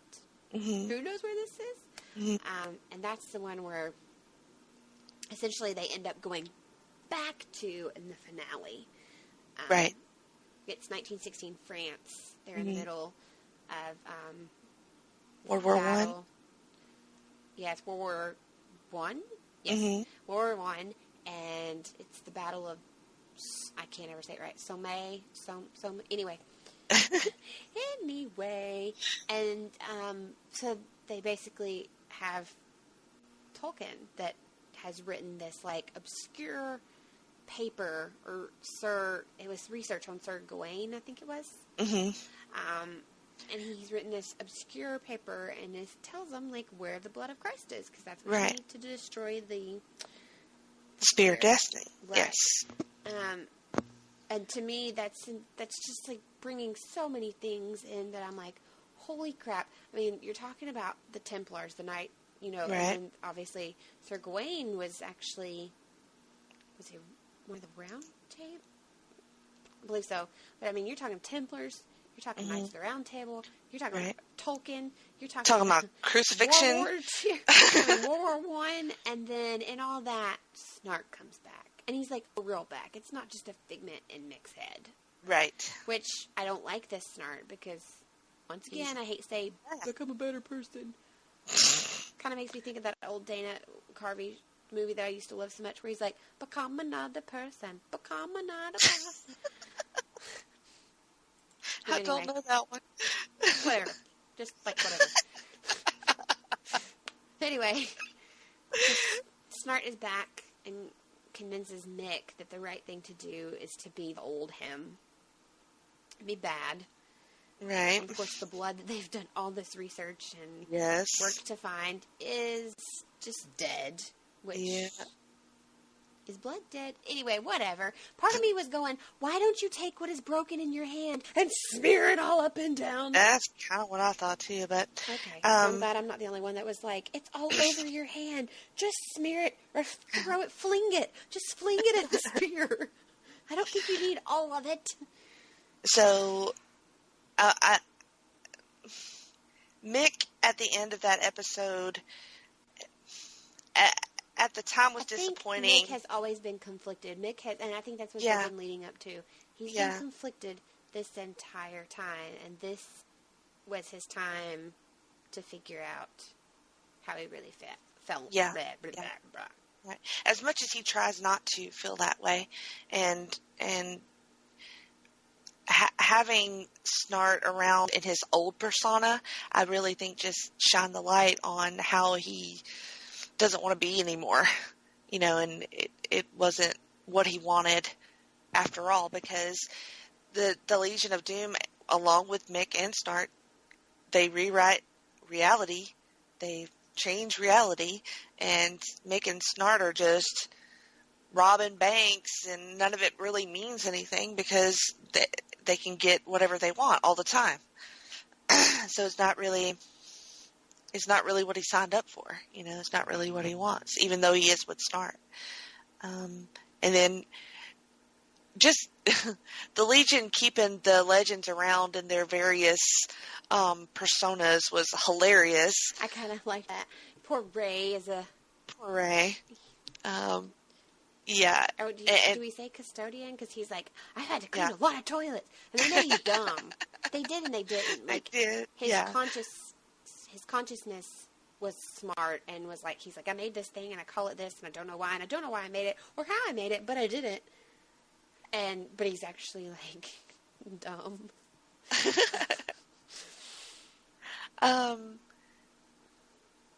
But the one positive thing I will say is Sarah's wardrobe change in the alternate reality. Jenny likes. I thought it was very flattering. Approved. I will say. Yes. It was finally, I don't know, I think she's growing more as a character and as a person, as an actress in this series. Yes. Yes. Because, I hated her so much in Arrow. Yeah. Yeah. And then she came over here, and it's a completely different... She's still dealing with the struggles of the things that she went through on Arrow. But what I like about her is she didn't really ask to be made captain of this ship or, to lead this team, but she just has that natural ability to... And I don't think she knows that she had... Right. I don't think she knew, rather. No. She knows now that she can. She still questions, can she? But I don't think she ever knew or thought that she could be that kind of person that could have... But to me, it's so obvious because in any given situation, she just analyzes it. She asks the right questions. She makes the quick decisions. She's concise and accurate most of the time. She just has this analytical mind and this ability to just break it down and get to the heart of what do we need to solve this problem. Okay, you and you go doing this. You and y'all go do this. I'm going to be over here and we're fixing to fix this. She gets shit done. And she's usually always right. I mean, I can't think of her making many missteps. It's inspiring, and the flip side of that is kind of sad for Rip when he comes back to the team because he's like, got this. And Sarah's a better captain than I am. And, he still helps them to defeat the Legion eventually, but at the end of the day, he feels like there's no place for him. So that is sad. We just got him back. I don't want him to... I really hope it's not forever. I hope not. And the other interesting thing about Sarah, which I guess we should continue on with the story, but they all get their memories back. They all realize hey, this reality isn't what it's supposed to be. And I had a moment of a few heart attacks though, because in this reality that the spirits created, they kind of kill some people. Yeah. I was having moments of please put this back. Please put this back. They realize that they themselves are the time aberrations, because they were the only way to set things right is to go back in time and get the blood of Christ and get the spear. There's no other way. They're going to be stuck there otherwise. And they tried to... At one point, they tried to destroy the spear. They tried to steal it back before they decided to go back in time. They're all jumbling up. They were we need to destroy the spear, but the reverse flash messes up that plan. Right? Pretty much. Okay. Woo! And then the whole time, he's that's why they decided to go back in time, because there's no other way to fix it, because the spear is destroyed. Right. There we go. And I like how other Sarah is and who came up with this stupid idea? And she's you did. Us, we did. So they're all we have to go back in time, but we will be the aberrations, which we all know means that they all have to die. So you get to see the two teams. They are, but they're not. They're not dying. They are. Well, I mean, it's a way to have a death scene as that character, but also not really die, which I think is genius. Oh, yeah. And was part of the reason why I love the episode so much, because you get to see them make sacrifices that is meaningful, but you don't get to lose your character because they're all aberrations. That's amazing. I love it. I love it. Seeing doubles of the team, seeing two teams, that was just very entertaining. I really liked that a lot. All of their interactions and jokes, and it was just, everything was just working and clicking on that last episode for me. I just totally loved every part of it. And Sarah's a big part of that. She was afraid of the spear. She didn't want to use it to rewrite reality because she thought she was too dark for it, and she didn't have it in her to make it right. And so when she does get a hold of the spear, she has this, whatever it is, alternate reality flashback moment with Laurel that was actually very touching. Even though I'm not a fan of Laurel, it was good to see her and them together have a great scene and make Sarah realize some things about herself and let go of some things too that she had been holding on to, which I think was really hard for her. She was phenomenal. In her action scenes, she kicks everybody's ass all the time. Pretty much.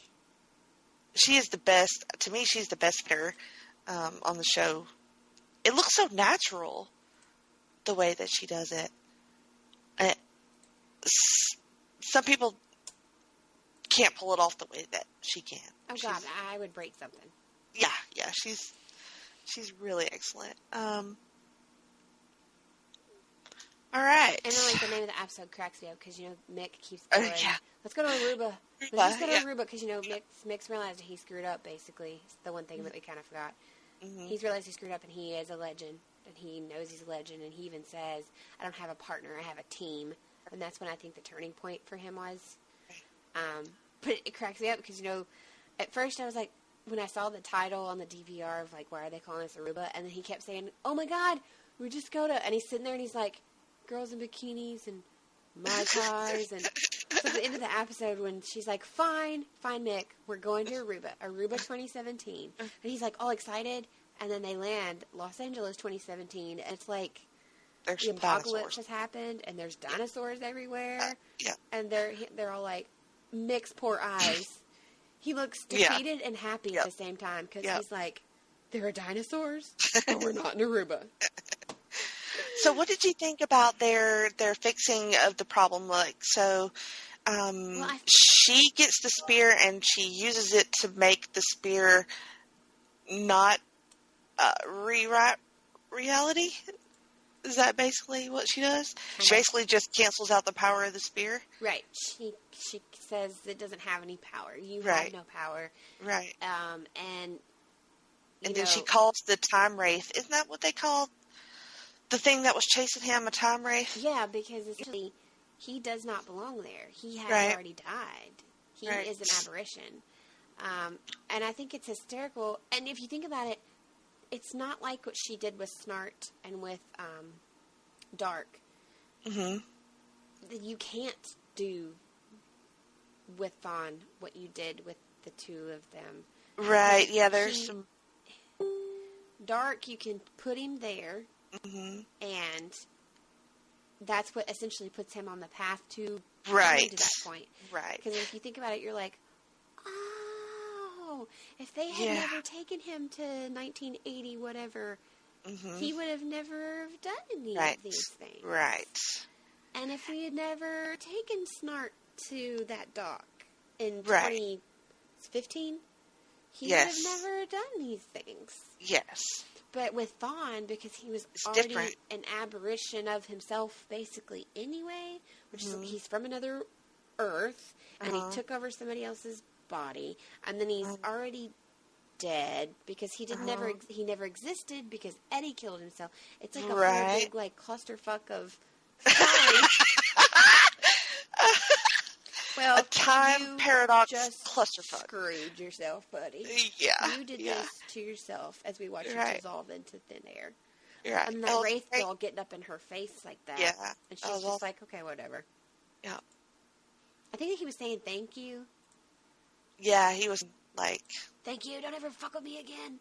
I don't want to see you shitheads anymore. He was like, how you doing? What's up? I'd say to Sarah if I saw her. So, anyways, let's take a little break. We have kind of made a little judgment call or something, whatever we're going to call it. We're altering our plans a little bit. A decision for this podcast because our intention was to review Beauty and the Beast after the break. But there's some things going on, and Miranda's got some stuff to do tomorrow, so we probably don't need to sit here and talk for another 2 hours, and we definitely could. So we'll take a break right here, and when we come back, we have a couple other TV shows that we want to talk about, podcasts, and then, of course, Nerd Eye Candy. So this will just be kind of like a catch-up episode, and then we'll do a real proper episode next time. So stick around, and we'll be right back. Come back. Promotional consideration paid for by the following. Hey, pro wrestling announcer Kevin Kelly here. I want to make sure you are all subscribed to all the great feeds here at Place to Be Nation. It's really easy to do. Just head to iTunes or your preferred podcatcher app today and search and subscribe to the Place to Be Nation wrestling feed, which, of course, includes the full archives of the Kevin Kelly Show, the Place to Be Nation pod feed, and the Pro Wrestling Only feed. Subscribe, listen, and then rate us and leave feedback today. And be sure to give Justin your true thoughts. I mean, don't hold back. After all, he is kind of a jerk. Just listen to Scott.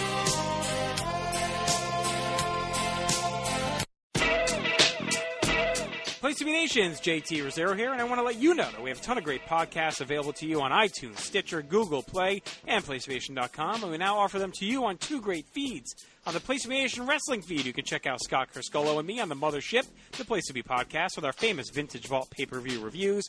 PTBN also covers current day wrestling with clotheslines and headlines, main event, Lucha Afterground, and our monthly pay-per-view reaction shows. And we relive wrestling's past with our monthly pay-per-view rewind series led by Ben Morse.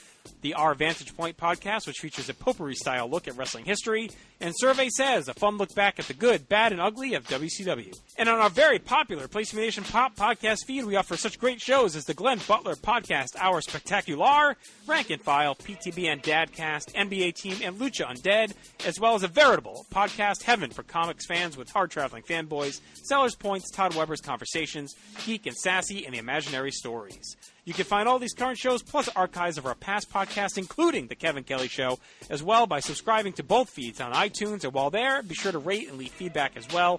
All these shows, plus others available at PlayStation.com, where we cover pro wrestling, sports, movies, comics, plus tournaments, and more. Be sure to support our site by using PlayStation.com/Amazon when doing your online shopping, and download our free PTB Vintage Vault Refresh ebooks via the links on our site. We also want to thank our friends at Bonehead's Wing Bar in West Warwick, Rhode Island, and Fall River, Massachusetts, thehistoryofwrestling.com, and Scott Keith's blog of Doom. Be sure to follow us on Facebook, Twitter, Instagram, and Tumblr as well. PlayStationNation.com, the only place to be in your pop culture world.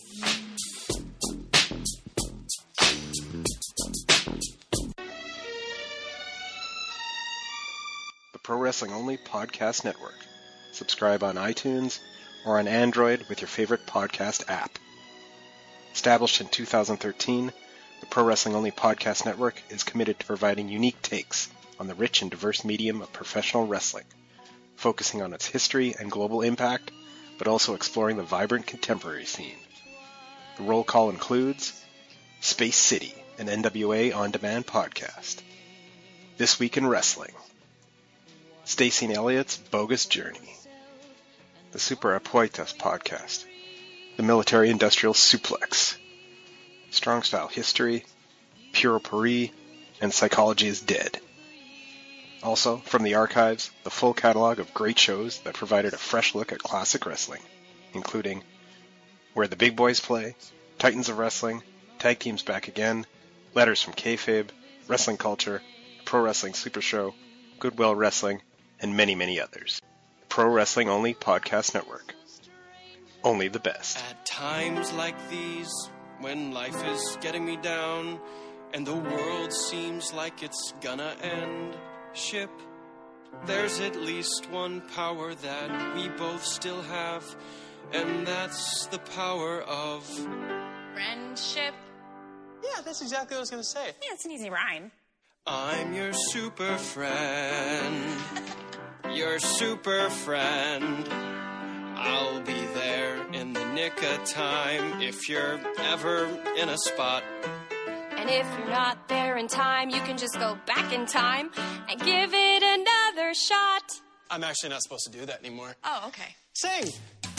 I'm your super friend. Super friend.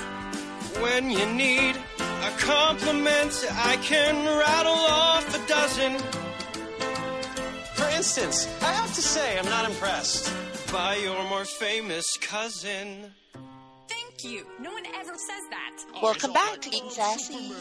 Jennifer and Miranda here. We just wanted to mention a couple of other TV shows and a couple of podcasts and Nerd Eye Candy. So, the other show that I wanted to talk about just really quick, because it's one of those Netflix shows that you never know where somebody's going to be at in the binging process. So I don't want to spoil or anything, but I watched all of Iron Fist. I have watched none of Iron Fist. You have watched none of Iron Fist? Okay. Well, I mean, I intend to. I do intend to. I won't spoil anything for you. I'll just kind of give some general thoughts. But, there was a lot of talk about some reviews right before it came out about how it was not good. And I largely ignored those reviews. I think you always have to ignore any reviews like that, because what is it you've heard our whole group say, and that is that you need to reserve judgment so you can actually see some sort of physical product to have judgment on. Right. In this case, some of the, in my opinion, some of the criticisms were warranted. Probably not all of them, because I'm going to say overall I enjoyed it, but there's some plot holes. There's okay. I will preface this by saying I know jack shit about Iron Fist, but I don't. He's not. I'll be honest. I don't know much about him either. I know who he is, but that's about it. Right, but when it comes to this stuff, it's never stopped me from watching anything or trying to learn about the character. But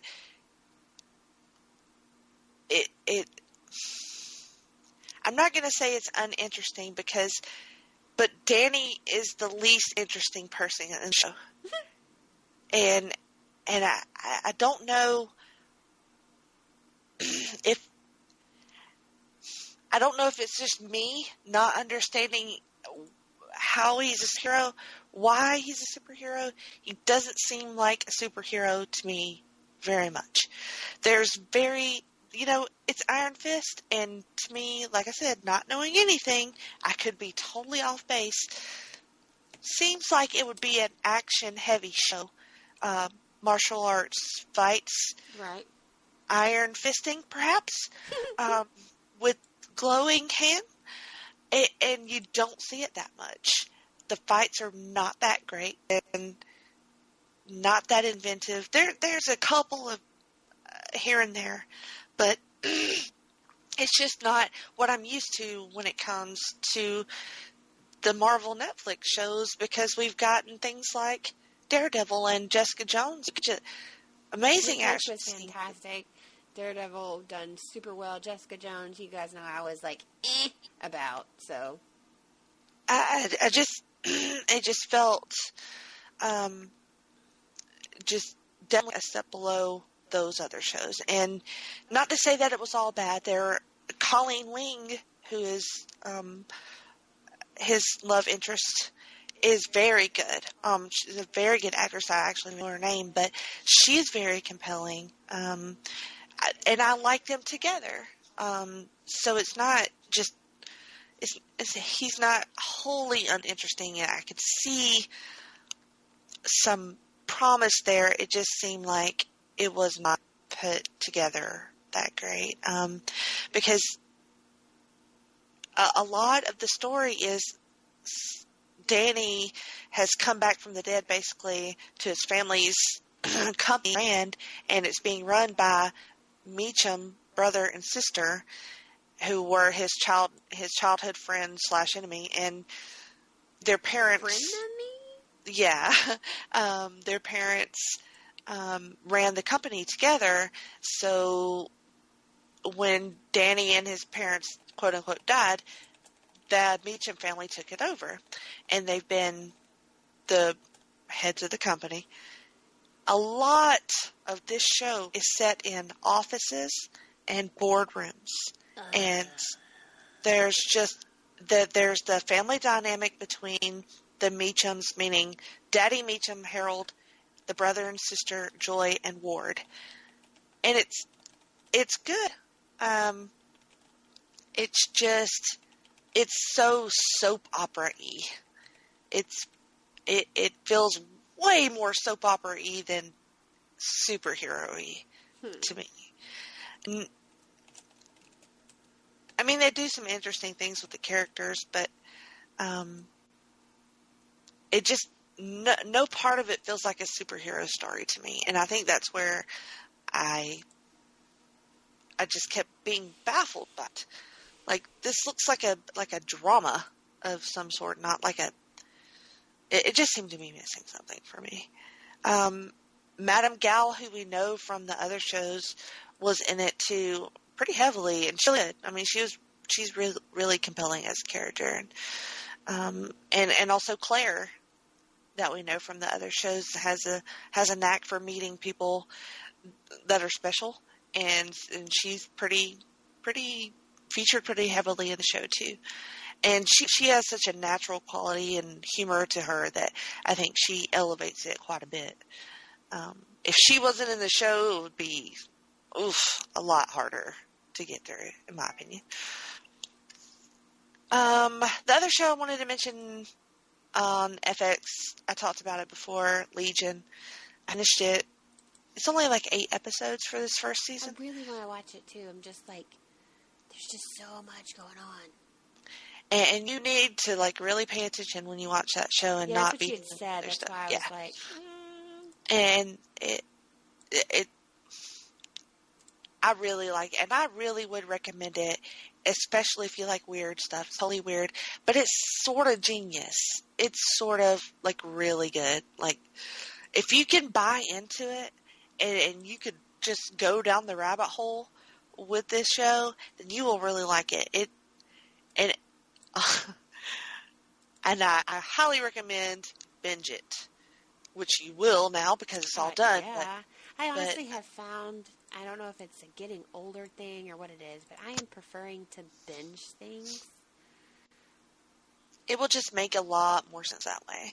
And there's an episode in there where they do, like, this animation where the main character is trying to explain to himself, literally, and the audience what the hell has happened to this point, because it's taken a lot to figure out what the hell has happened.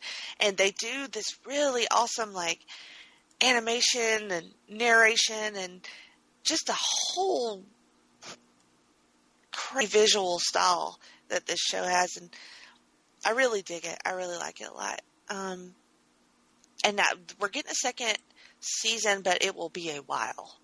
Well, so aren't they doing the? I can't think. There's a show they're going to be doing in between. Anybody getting for Daredevil would be 3, for Jessica Jones and Luke Cage would be 2, but they're doing the Defenders. Yes, Defenders, thank you, yeah. Defenders with all That's of them. in November, I think, on Netflix. So that's all I got. What do you got for TV? So I'm going back to the CW with you guys for a few minutes. I think we've mentioned before that I am a huge fan of the Vampire Diaries. It started with the book series that was written by L.J. Smith, that this show is based off of. All the same characters, but a lot of different things from the show than the books. Right. And they announced last year that this season that just happened would be their final season. And I waited because things kept, like, getting out of control or not room on my DVR. So since I knew it was ending, and I knew that CW and Netflix had the deal where, like, the day after it would all be there, that's what I did. And I watched, like, the last half of the season, like, in 2 days. Just awesome to get it done. And I liked that because there's so much raw emotion in this final season that watching it together like that allowed you, as a fan, to really soak it all in and take it all in and understand where they were trying to go.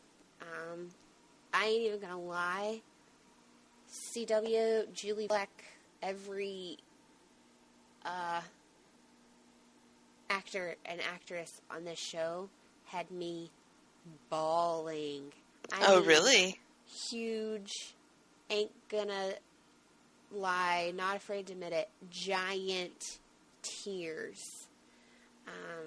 Aww. They did some amazing things, and in my opinion, as far as a show saying, we're going to end, we've realized we're having a great run, we need to end on a high instead of, like, just putting out more because people want more. Mm-hmm. I have never found a show that I followed like this that has ended in a better way. Wow.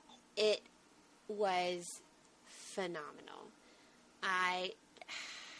And then to watch the outpouring of love to everyone, like the directors and the actors and everybody together, just tweeting each other, and talking to fans the night that the final episode aired on Twitter it was just amazing. You could tell they're sad to see this end, but they're glad at how it ended. And for the most part, they tied up absolutely everything they could think to tie up. And they even left a little piece at the end where something happens. I'm trying not to spoil it because I feel like some people that have decided to wait, because I know two Facebook friends that are like, I'm binging it now. I can't wait to see how it ends. So I don't want to be like too rude, but they do. They're at the like in the last just few minutes of that final episode, they have one thing that happens, and they say, "But that's another story." Which I think is amazing because they do have the original show, and it doesn't. Them saying that's another story involves one of the main characters on the originals. So Gotcha. I feel like true fans are still going to get some of the things that they loved about the show, some of the characters that they loved, the storylines. But all in all, it like there's no bringing anyone back at this point. Like, right? They ended it. Like you can't. It was. I don't know. And I lost my words because it was so phenomenally done and finished that to ask for more would be ludicrous. Well, I have watched some of that show, but it makes me happy that the fan base can get a real satisfying ending, because sometimes that doesn't happen, and it's just when it doesn't happen. And I'm glad that a show can wrap up in a perfect way and just really get you that reaction. It did, yes. I was so pleased, and the tears were like not only of joy but of pure like raw emotion. There are people that are dead that they kind of ghost back in, and the person isn't actually talking.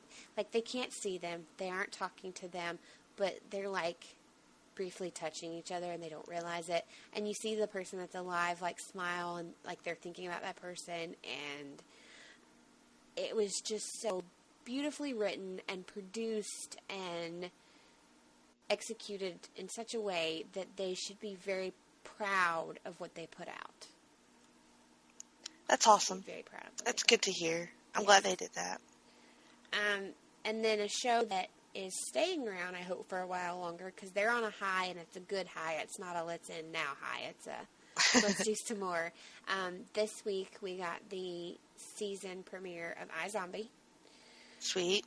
And I am very excited about this season. They are doing some different things. You know, everybody in the little group now knows about zombies. Knows about zombies. Right, everybody knows now. Everybody, no more secrets. And that's the big thing that they right. repeated like multiple times this episode is Liv has decided that the 5 of them need to no longer be keeping secrets from each other. That because of everything that is going on and has gone on, it would be better if they were honest with each other. And it's really funny because at one point Clive is like, I think I did better when I didn't know all of this. Yeah, I could see that. And typically with that many people, somebody's keeping secrets from somebody. It's just going to happen. But they could be on the up and up about the whole zombie thing, at least. Well, with each other, because with each other. You know, because the cop was the last one to find out, right? Yes. Yeah, he didn't know and until he had a huge like freak out moment where he was trying to decide if this is something that he wanted to continue with. Right. He was very he didn't know how to feel. Understandably. Yeah. But, you know, this episode, it opens up and it's the aftermath of the massacre that happened at Max Rager, which is the energy drink that they talk about all the time in this show. And there's the lady that, you know, she had came to her at the end and said, are you on my side or are you against me? And she's a zombie too, and she's the head of this basically zombie corporation. And zombie corp. Well, kind of. I mean, she's a zombie. Pretty much everybody that lives and works there and goes to school there, you'll see. They're zombies. There are some humans that are part of their organization and know. But for the most part, it's all zombies. And her thing is that it's going to happen soon where Seattle, because that's where this takes place, is going to find out that there's zombies walking around. And even though they're like Liv and Major, how are they going to react? Mm-hmm. How are they going to freak out and just start shooting everybody? So they are trying to figure that out because she explains to them what she wants to do, how she wants to protect the zombies, because D-Day, as she calls it, and that's the day that everybody finds out about zombies, is going to happen, and it's sooner rather than later, is what she essentially is getting at. Makes sense. And Major's having a really, really hard time because, if you remember, was labeled the Chaos Killer. Mm-hmm. So he's having a hard time. Like, he goes to get coffee, and the girl, they call out what he got, and he picks up his cup, and he goes to take a big drink. It says Chaos Killer. And you can see he's just defeated. Well, no, they're, like, painting it all over the side of his house. They're, like, even though he's been shown no wrongdoing, like, it wasn't him, they've basically found a way to blame it all on Max Rager, which it was Max Rager. Right. They basically told him, if you don't do it, we're going to kill Liv. So he's having a really tough time, like, adjusting. Ravi's mad because, you know, he and Peyton were a thing, and Blaine may or may not be coming between that. Mm-hmm. So next episode looked really funny because apparently in the preview they showed, I guess this gentleman and his daughter have an accident and they pass away. So the one guy's an older gentleman and the daughter's 15, and Major eats the 15. Because you know how they act. They take on that's traits awesome. and attributes of the person's brain they ate. So apparently Major eats the 15-year-old brain and she eats like the 50-something-year-old brain. So it was showing her like being like, grow up. Oh my God, I can't believe you. And Major was like, whatever. So I can't wait to see that. I feel like this first episode they had was a really good closer of what happened in season 2 and beginner of what's to come on season 3, which is what an episode 1 of a season should do. Right. She's still solving crimes with the cop, right? Yes. That's still okay. Yeah, and he gets towards the end of the episode, you see they all gang up and come together and make a decision on something because the crime scene that they sent to at the end, it hits Clive hard. Ah, okay. And personally involves him in sort of a way. Okay. So she is like, they kind of all gang together and back in the whole group of, we got this, we keep our secrets. So I think that whole, like, we're a group and we trust each other only thing is really going to play a lot in this season. That's interesting. I like that show. I just find that I have to binge it. Like, I can't watch it week to week for some It's actually a reason. show that I watch it week to week, and then I end up binging it too. Well, it's a really good show to, like, rewatch. It is. Yeah, it is. It's an amazing show. I really like it. I gotta ask you for an update on Riverdale. Okay, so I didn't watch today's Thursday, so I didn't watch today, but I knew some of the things that happened, and there's actually an author who I love who apparently watches it, and so she was, like, live tweeting as she was watching the show tonight, and she was like, God, how many girlfriends does Archie have? Oh, Jesus. And I was like, I think he be dating everybody. Everybody. Oh, God. Why, though? But why, though? Have you seen him with his shirt off? That's all I need. Oh, God. What does it dude say? Paper bag it?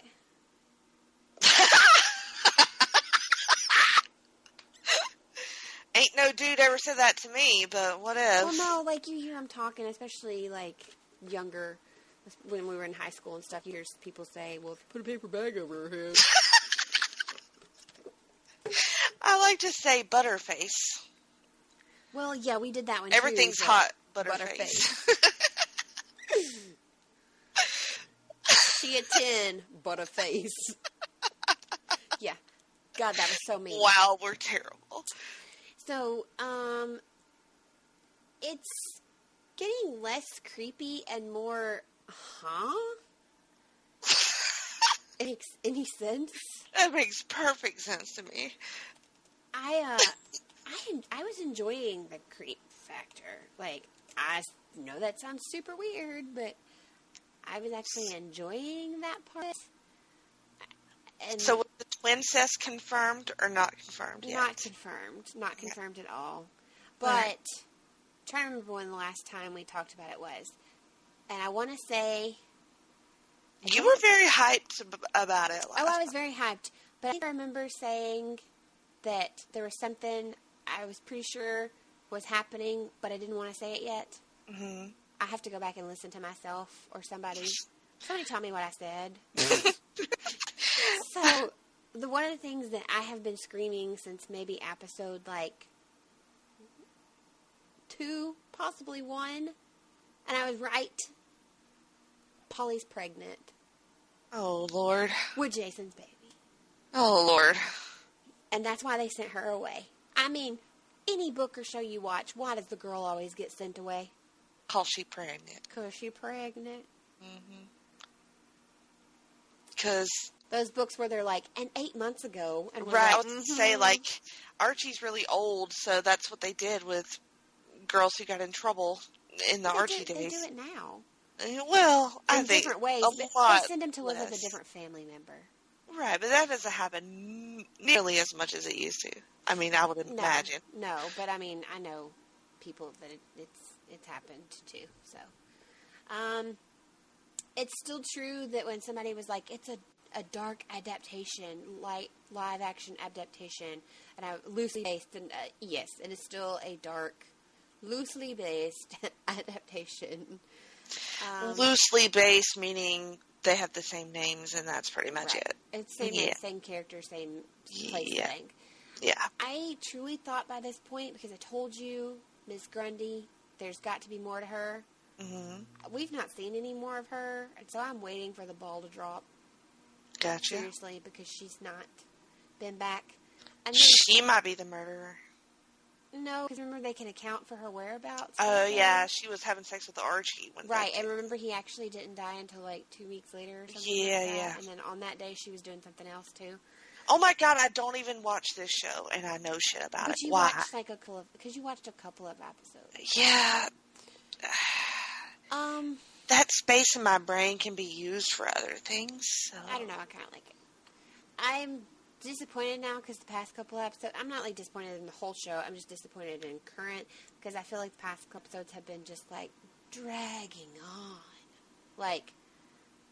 Why did you? Kind of like I did with the other episode. Why is this 3 separate episodes? Why is this not one episode? That's the only problem I'm currently having. And I also don't Cheryl was such a huge part of all these episodes, right? And then, episode 7 or 8? Right? No, maybe not even that far. The funeral? The last episode she was, a huge part of was the funeral, which was 5.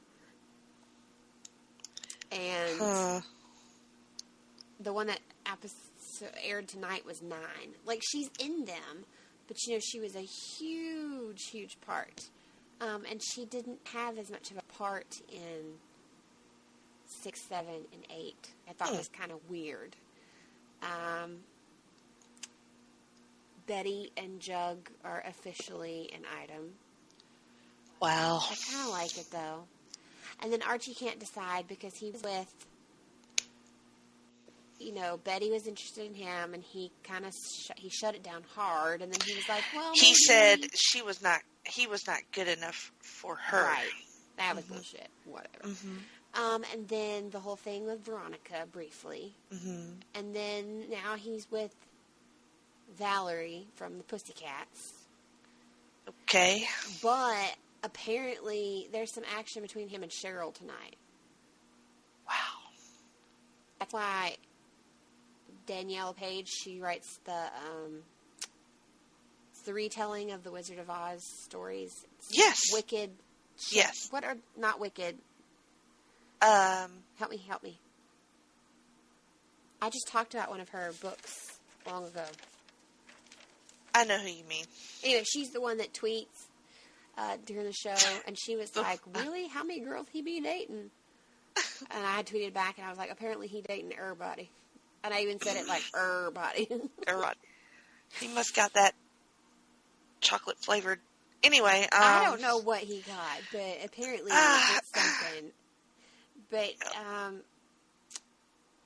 and then there's like this whole backstory going to parents, too. Betty's mom kicked the dad out, told him, and he was like, well, what will people think? And she's like, I don't care. So I was like, oh, I think I like you. Because you talked, we talked about how much she was just like, cray-cray bitch. Like, I didn't like her. I think I may, and my opinions could change after watching episode 9, but she found out that before they sent Polly away, which was what they had agreed to do together as a couple, as a family, and then have her give it up for an adoption, you find out why. Apparently, the two of them have been together since high school age. Mm-hmm. And Betty's mom was pregnant, and he made her get rid of it. Ah. Because they weren't ready, he said. Mm. She finds out that she told, because she won't move back home. Polly was refusing to move back home. She actually moved in with Cheryl and her family. Mm-hmm. And Betty's like, Mom, I tried. And she found out because Polly admitted to Betty that their dad knew before anybody that she was pregnant, even though he said he didn't. And he told her, well, I've made you an appointment. We're going to take care of this. It's just a mistake. You'll get through this. So she kicks his ass out. And she's like, go. How dare you? You did it to me. How dare you do that to our daughter? And then she shows up and basically is like, I'm going to, like, she does a complete 360. She's like, I'm going to be a grandma. Woof. They ain't pulling no punches on this show. Oh, no, they're not. It is, when that reviewer that wrote Dark, it's dark. Mm-hmm. And I am now beginning to see why when they initially were giving us blurbs and snippets of, when we were essentially only seeing the cast, and we were all like, we still don't get what you're going to be doing. Yes. They kept saying very Twin Peakish. Oh, yeah. I mean, Twin Peaks went a little bit further in their, I don't know if you'd say vulgarity, maybe, but, yeah, very dark and not holding back on anything that happens to people in the real world, really, if you think about it, that we don't talk about. I know, and now our audience knows entirely too many things about Riverdale. I happen to know that I am not the only one that likes it. All right.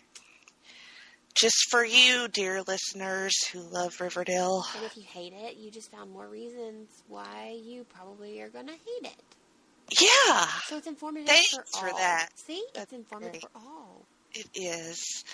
What else? Is that all as far as TV? The only other thing I really watched was Grace and Frankie, which people watch. Yeah, I hadn't caught up on that one yet. It was very, very good. You need to catch up. It was great. Bianca and I had some things to say about it. Of course you did. So let's talk about some downloads. All right. I've been talking for a minute. You go first. You want me to talk for a minute? Okay. Last time I think I talked about the No Sleep podcast. I believe so. Yeah, and this is it's kind of similar, but not really because it's not really fiction based. It's more of a historical type thing. Ooh. But it's called Lore. Getting my pen out. Write this down. It's called Lore by Aaron Mahnke, and he tries to on each episode he tries to kind of focus on a theme, and he will tell you, usually, he basically just tells you a story about, it could be spirits or kind of like ghost stories or unexplained things or supernatural things. There's a really good one about H.H. Holmes, who was a serial killer in the early 20th century. I think so. Wasn't he like the first official... Well, I mean, there were others before, but he first official, like, serial killer? Well, he had a very elaborate system for catching victims and for disposing of victims. I'll just say that. Isn't he one of the people that had a murder house, basically? Yes. He had a murder house, yes. Actually, that episode of lore is probably my favorite, the one about H.H. Holmes. But somebody needs to make a movie out of that. Just saying, it would make an excellent movie. Well, there's another you can probably really like if you like stuff like that then. But each episode is less than an hour usually, and Aaron is a good storyteller. They do some music, some kind of mood music that goes along with. So is it just him singular, or does he have co-host? It's just him, basically just telling you a story. See, and I think that takes a special skill, because I have tried to listen to podcasts where it's only one person, and it's not anything against the person, but after so many minutes of listening to it, I'm like, and I'm done. No, and he does a good job at keeping them, which to me, I love podcasts, so I kind of wish they were longer, but he does a good job at keeping them short. He has this skill that you and I don't have, which is to be concise and to tell you a story. He probably podcasts a lot more often. Oh, yeah, he does. I think it's every 2 weeks. Shorter shows, you know. And also, I don't know many details because he's kind of playing it close to the vest, but Lore is actually going to be a TV show, too. Oh, interesting. Yep. So, yeah, it's pretty cool. I'm always excited when it gets updated, and one of those things that it just kind of, I really just like. Most of them will give you something to think about. You know, he tries to be a little thought provoking, and I like it. And also, you learn something, because most of it's based on historical fact.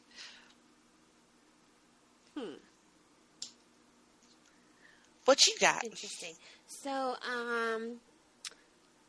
there's one I want to tell you to listen to that I'll talk about more in depth on another podcast, but since you like that, you should check out, if you're not already listening to it, it's called My Favorite Murderer.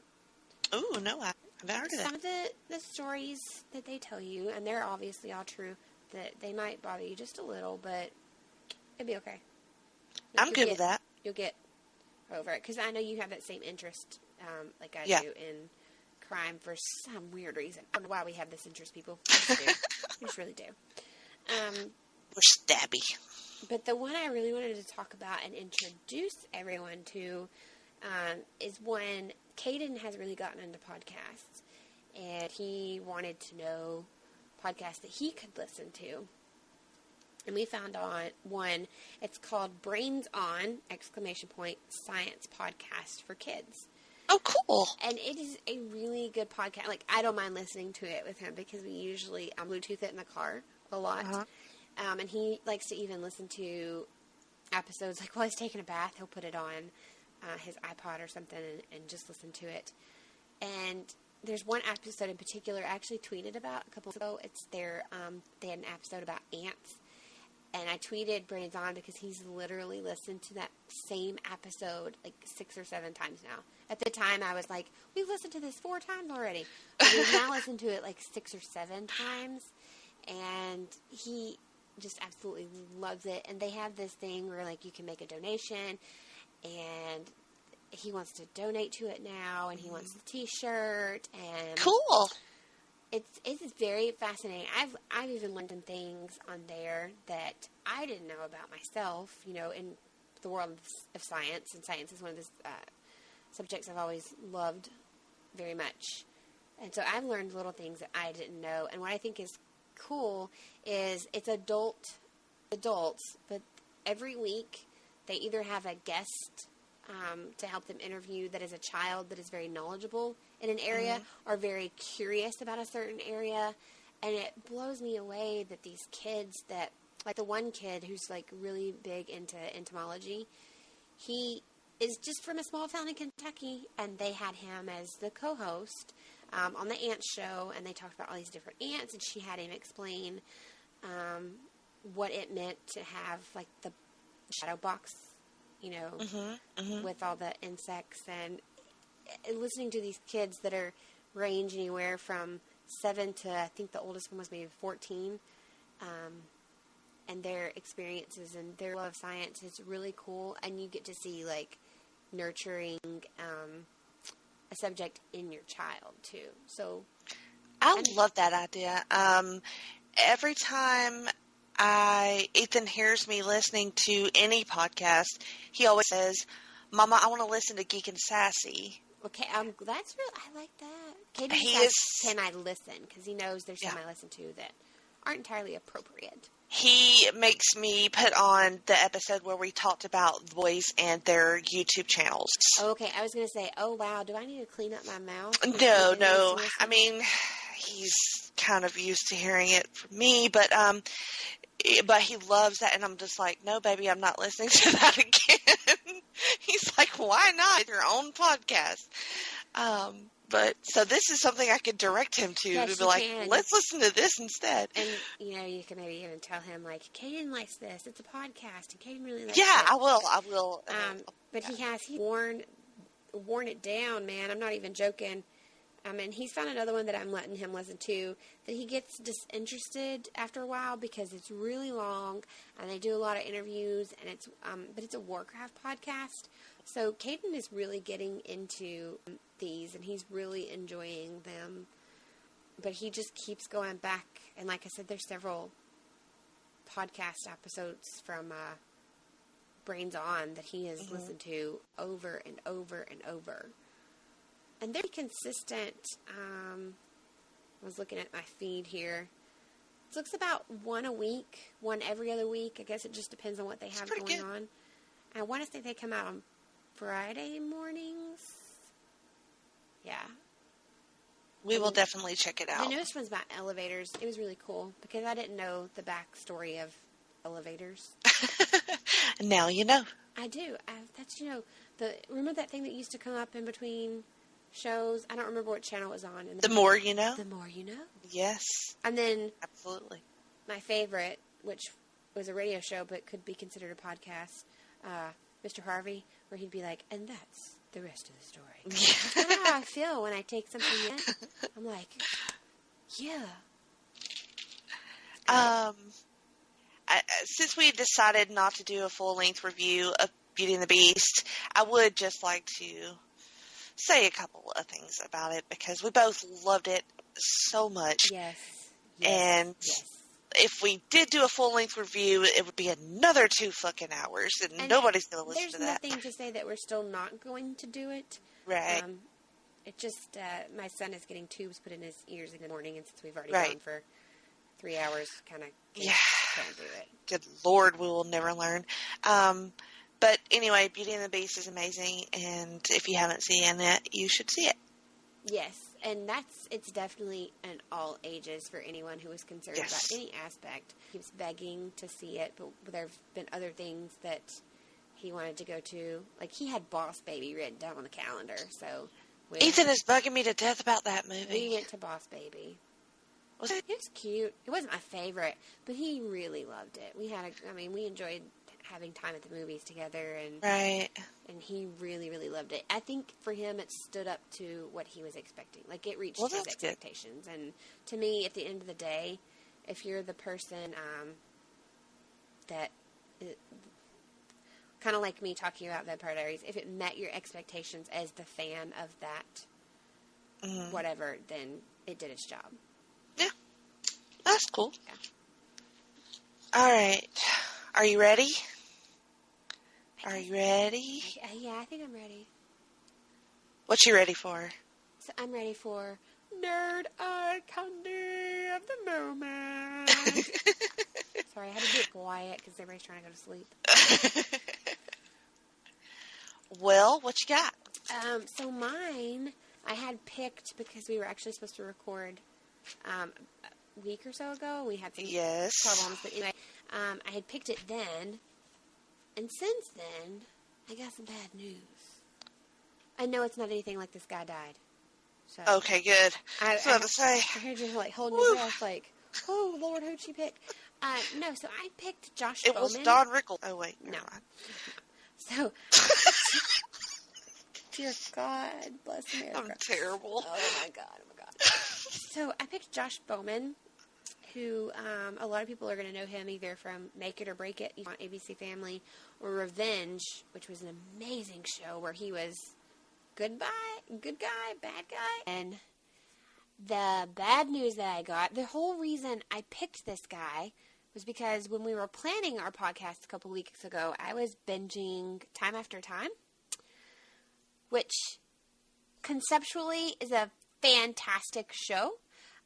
Josh Bowman plays Dr. Stevenson, who is Jack the Ripper. And his buddy is H.G. Wells, who has indeed created the time machine. And so they're thrown into 2017, and then at one point they have to go back to, their time. And I found out because of one of the groups you and I are in that apparently they canceled it. They did. It was very short-lived. It's like 5 episodes. I'm not even kidding. And like episode 2, which was what was really weird, was only like all the rest of them were like 1 hour time slots. Episode 2 was like 30 minutes. Really? Yeah. And then I don't know about you. I knew about the show because of all the research that you and I have tried to be up to date on things because of this podcast. And the only advertisement I saw about it between fall announcements of, mid-season shows to come and like when it was on, I actually didn't get the first 2 episodes aired. I had to on-demand them. The only only ad was like the very back of like Entertainment Weekly or something, like a 1-page ad. Mm-hmm. Yeah, it was not publicized. I didn't see anything about it. Yes, I was going to ask if you had seen anything. Nope. And it just makes me sad because I know the few people that did watch it, they're like, really?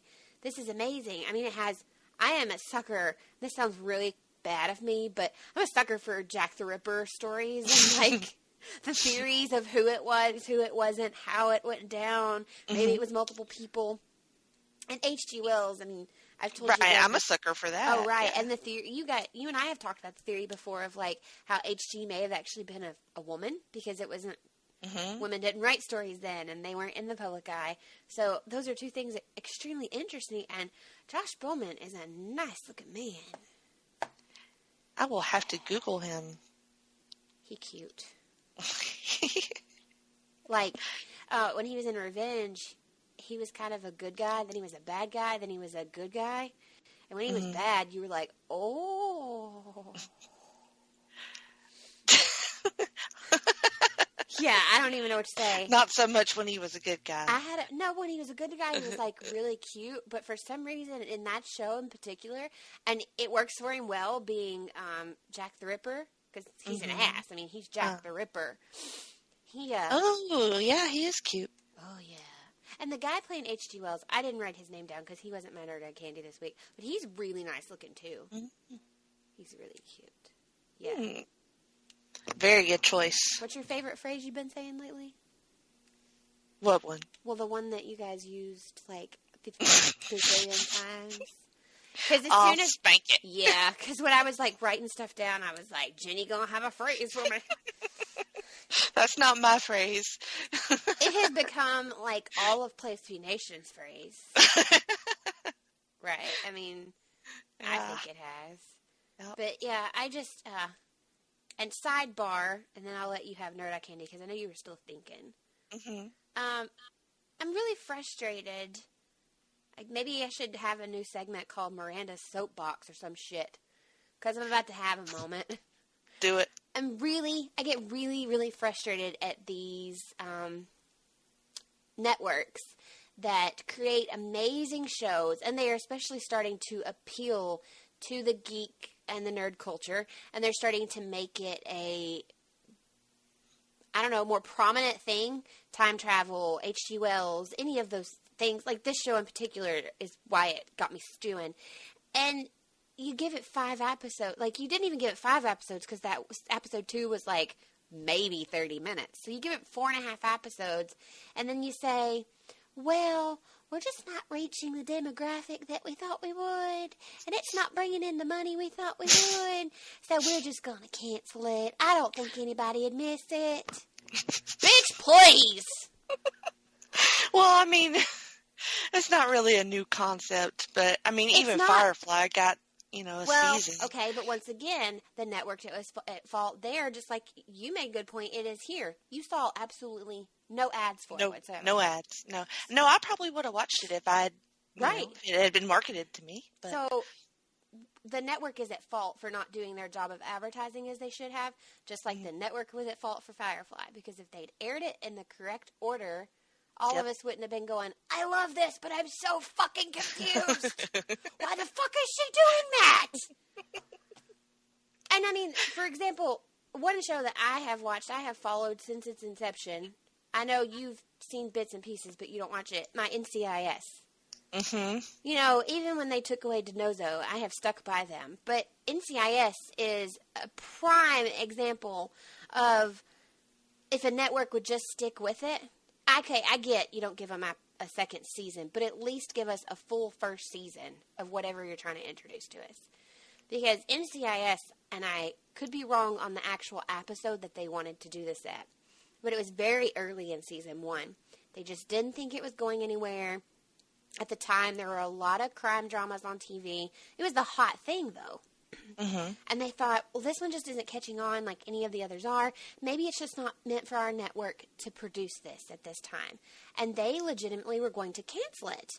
And I remember people like writing letters to network, signing petition, all kinds of like different things. Because I know it sounds weird, but even back in like 03, 05, internet or everybody having internet was still kind of a new concept. Right.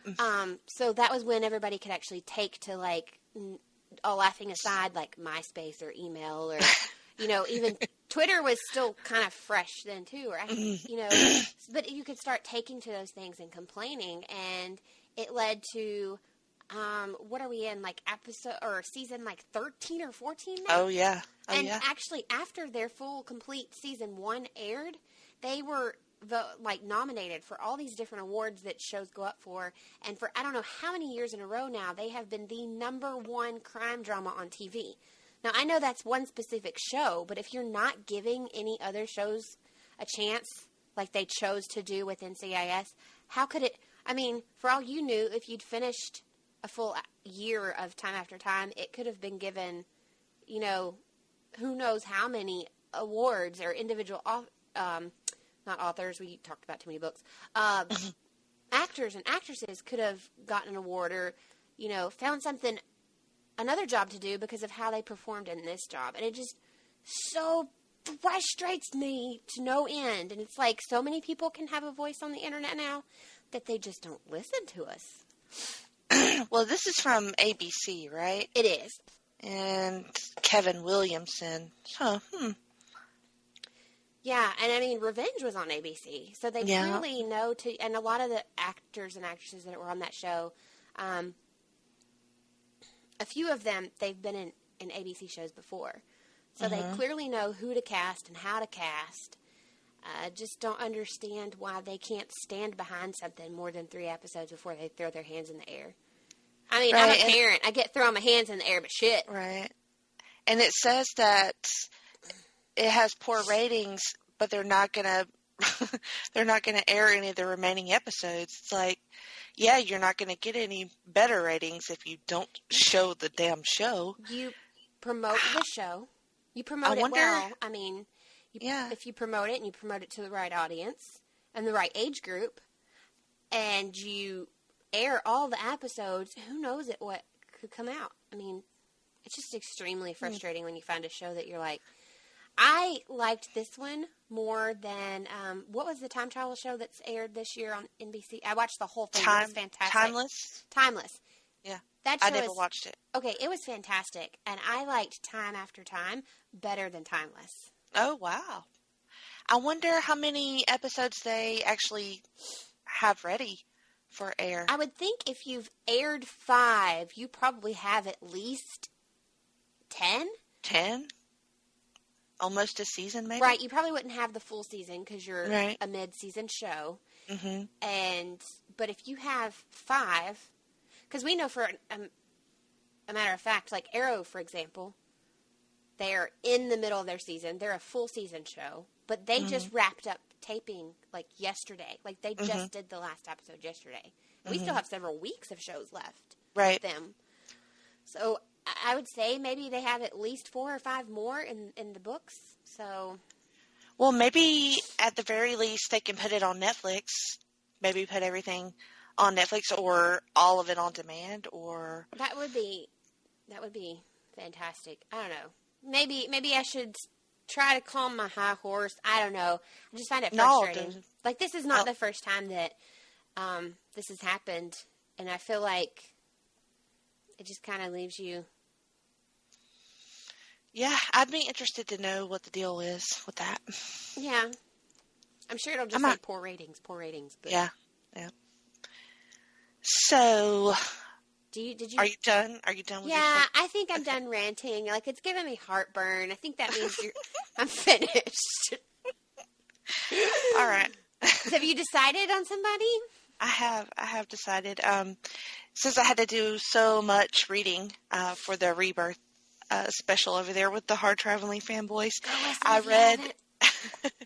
read volume 1 of Aquaman, the Rebirth, and because I've never read any Aquaman comic books before, and I actually really liked it. And one of those reasons why is not for Arthur, which I do like Arthur, but Mira. Mira is amazing in this book, and she has this badass type spark to her, and she kind of makes a little headstrong decisions sometimes. She seems to be a little fiery. But she's well written and extremely well drawn. And so I just kind of fell in love with her a little bit. I don't know why she doesn't have her own solo title, to be honest with you, because I wonder if she would does, be awesome. Like older, like maybe like old runs, because that's really all the Aquaman I've ever read is like really old stuff. So I apologize that I don't know this, but I wonder if one of the boys would know if there was like an old run or maybe one shot or, mini series of just her. I'm sure they would be thrilled to let us know about that. They probably would be. So Mira is, it seems like I've been picking a lot of chicks for my Nerd Eye candy. That is okay. I think it is healthy as a female, and I think it's, let me word this correctly so I don't piss anybody off, because I'm not trying to piss anybody off. I think it is healthy as a straight female to look at another female, whether it's a fictional character or a friend or somebody walking down the street, and recognize and value that they are a nice-looking human being. Well, thank you for that. That makes me feel better and less of a shallow person. No, I don't think it's shallow at all. I don't have ugly friends, so I think my friends are pretty. And I can walk down or go through the mall or something, and I can appreciate that another woman is an attractive woman, because, not to go deep here, but maybe she's having a day where she feels really crappy about herself, and to look at her and be like, that's a really pretty dress, or I love your hair, or something really cheesy, shit, you do it. You may just make her day. That's true. I'm sure Mira would be thrilled to know that some land goer thinks she's hot. Hey, you never know. She could be like Little Mermaid over there. Be like, yeah, what's up, human friend? All right. You don't Oh know. my We don't gosh. know. We could. I just looked her up. Like, I don't know which one of these drawings is from the book that you read, but I dig it. Yeah, right? She's a redhead, you know? I kind of, well, as a blonde who has reddish hair in the summer, I kind of dig redheads. Yep. And her hair is, like, really, really pretty in this book, too. It looks awesome. Oh, I just found one a picture that may interest you. I don't know if it's fan-made or if it's actually from a book somewhere, but it's like her and Aquaman sitting underwater with which would, as I assume, is their baby. Okay. I don't know, but it's pretty. Sweet. It's a pretty picture. I must send it to you. Okay, do that. These people that are always like, what the shit are they sending each other during this podcast? Okay. You can find the things we send each other. I know we normally don't tease what we're going to do in our next episode, but I kind of feel like I want to this time. I think we should a little bit. And maybe for future episodes, like, I want to remind people that we have the ask.fm at Geek and Sassy. Yes, do that. So they can ask questions, because I know maybe you don't have Twitter because we say tweet us all the time, or maybe you have a question you want to ask or a topic you want us to talk about, but you don't want us to be like, hey, our friend so-and-so from here wants to know. So that's what's great about the Ask FM is that you can come and ask questions. So, if you have questions you'd like to ask about anything, that'd be great. And you can help us maybe next time we interview somebody. You can send in questions because we're interviewing somebody, guys. Do we want to tell them who? I don't think we should tell them who. Okay. I like to be a surprise. All right. Well, we'll just say that we're learning something new, or at least I am. I think you've done it a little bit, but we will have an expert in the subject. Should I say maybe what the subject is about? Yeah, you can say that. Okay, so there's dungeons and there's dragons. So maybe that should give it away, but if it didn't, we will have an expert on the subject, and I will have many, many, many, many dumb questions to ask him. I'm pretty sure they're not dumb questions. I'm pretty sure. We'll see about that. No question is a dumb question is what I was always told. Well, thank you guys for listening. You can tweet me at Jenny Cruz, CRUZ 2814. And you can always tweet me. I almost said, I don't know what I almost said. Let's not even think about what I almost said. At twat. Mom. Oh, God.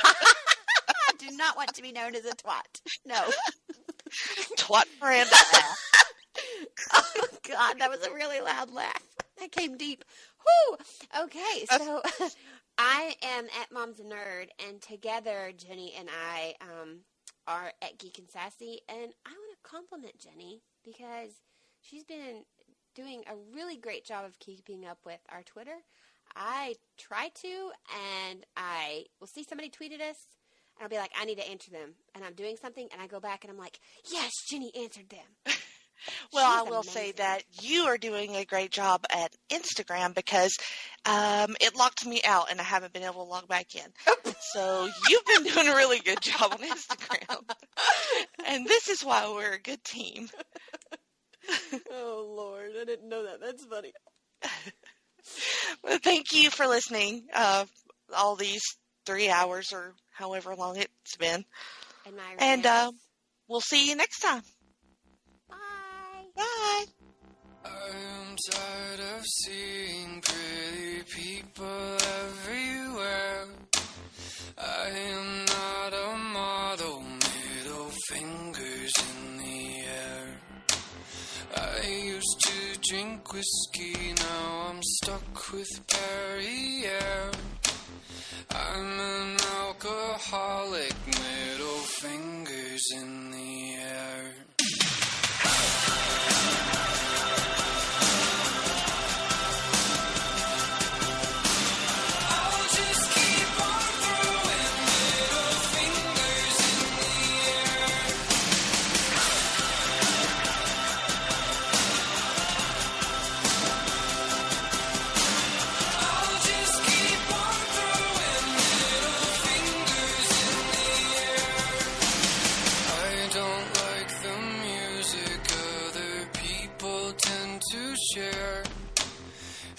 your loser lyrics, middle fingers in the air. I'm a starving artist, nowhere close to millionaire. I prefer my Kia, middle fingers in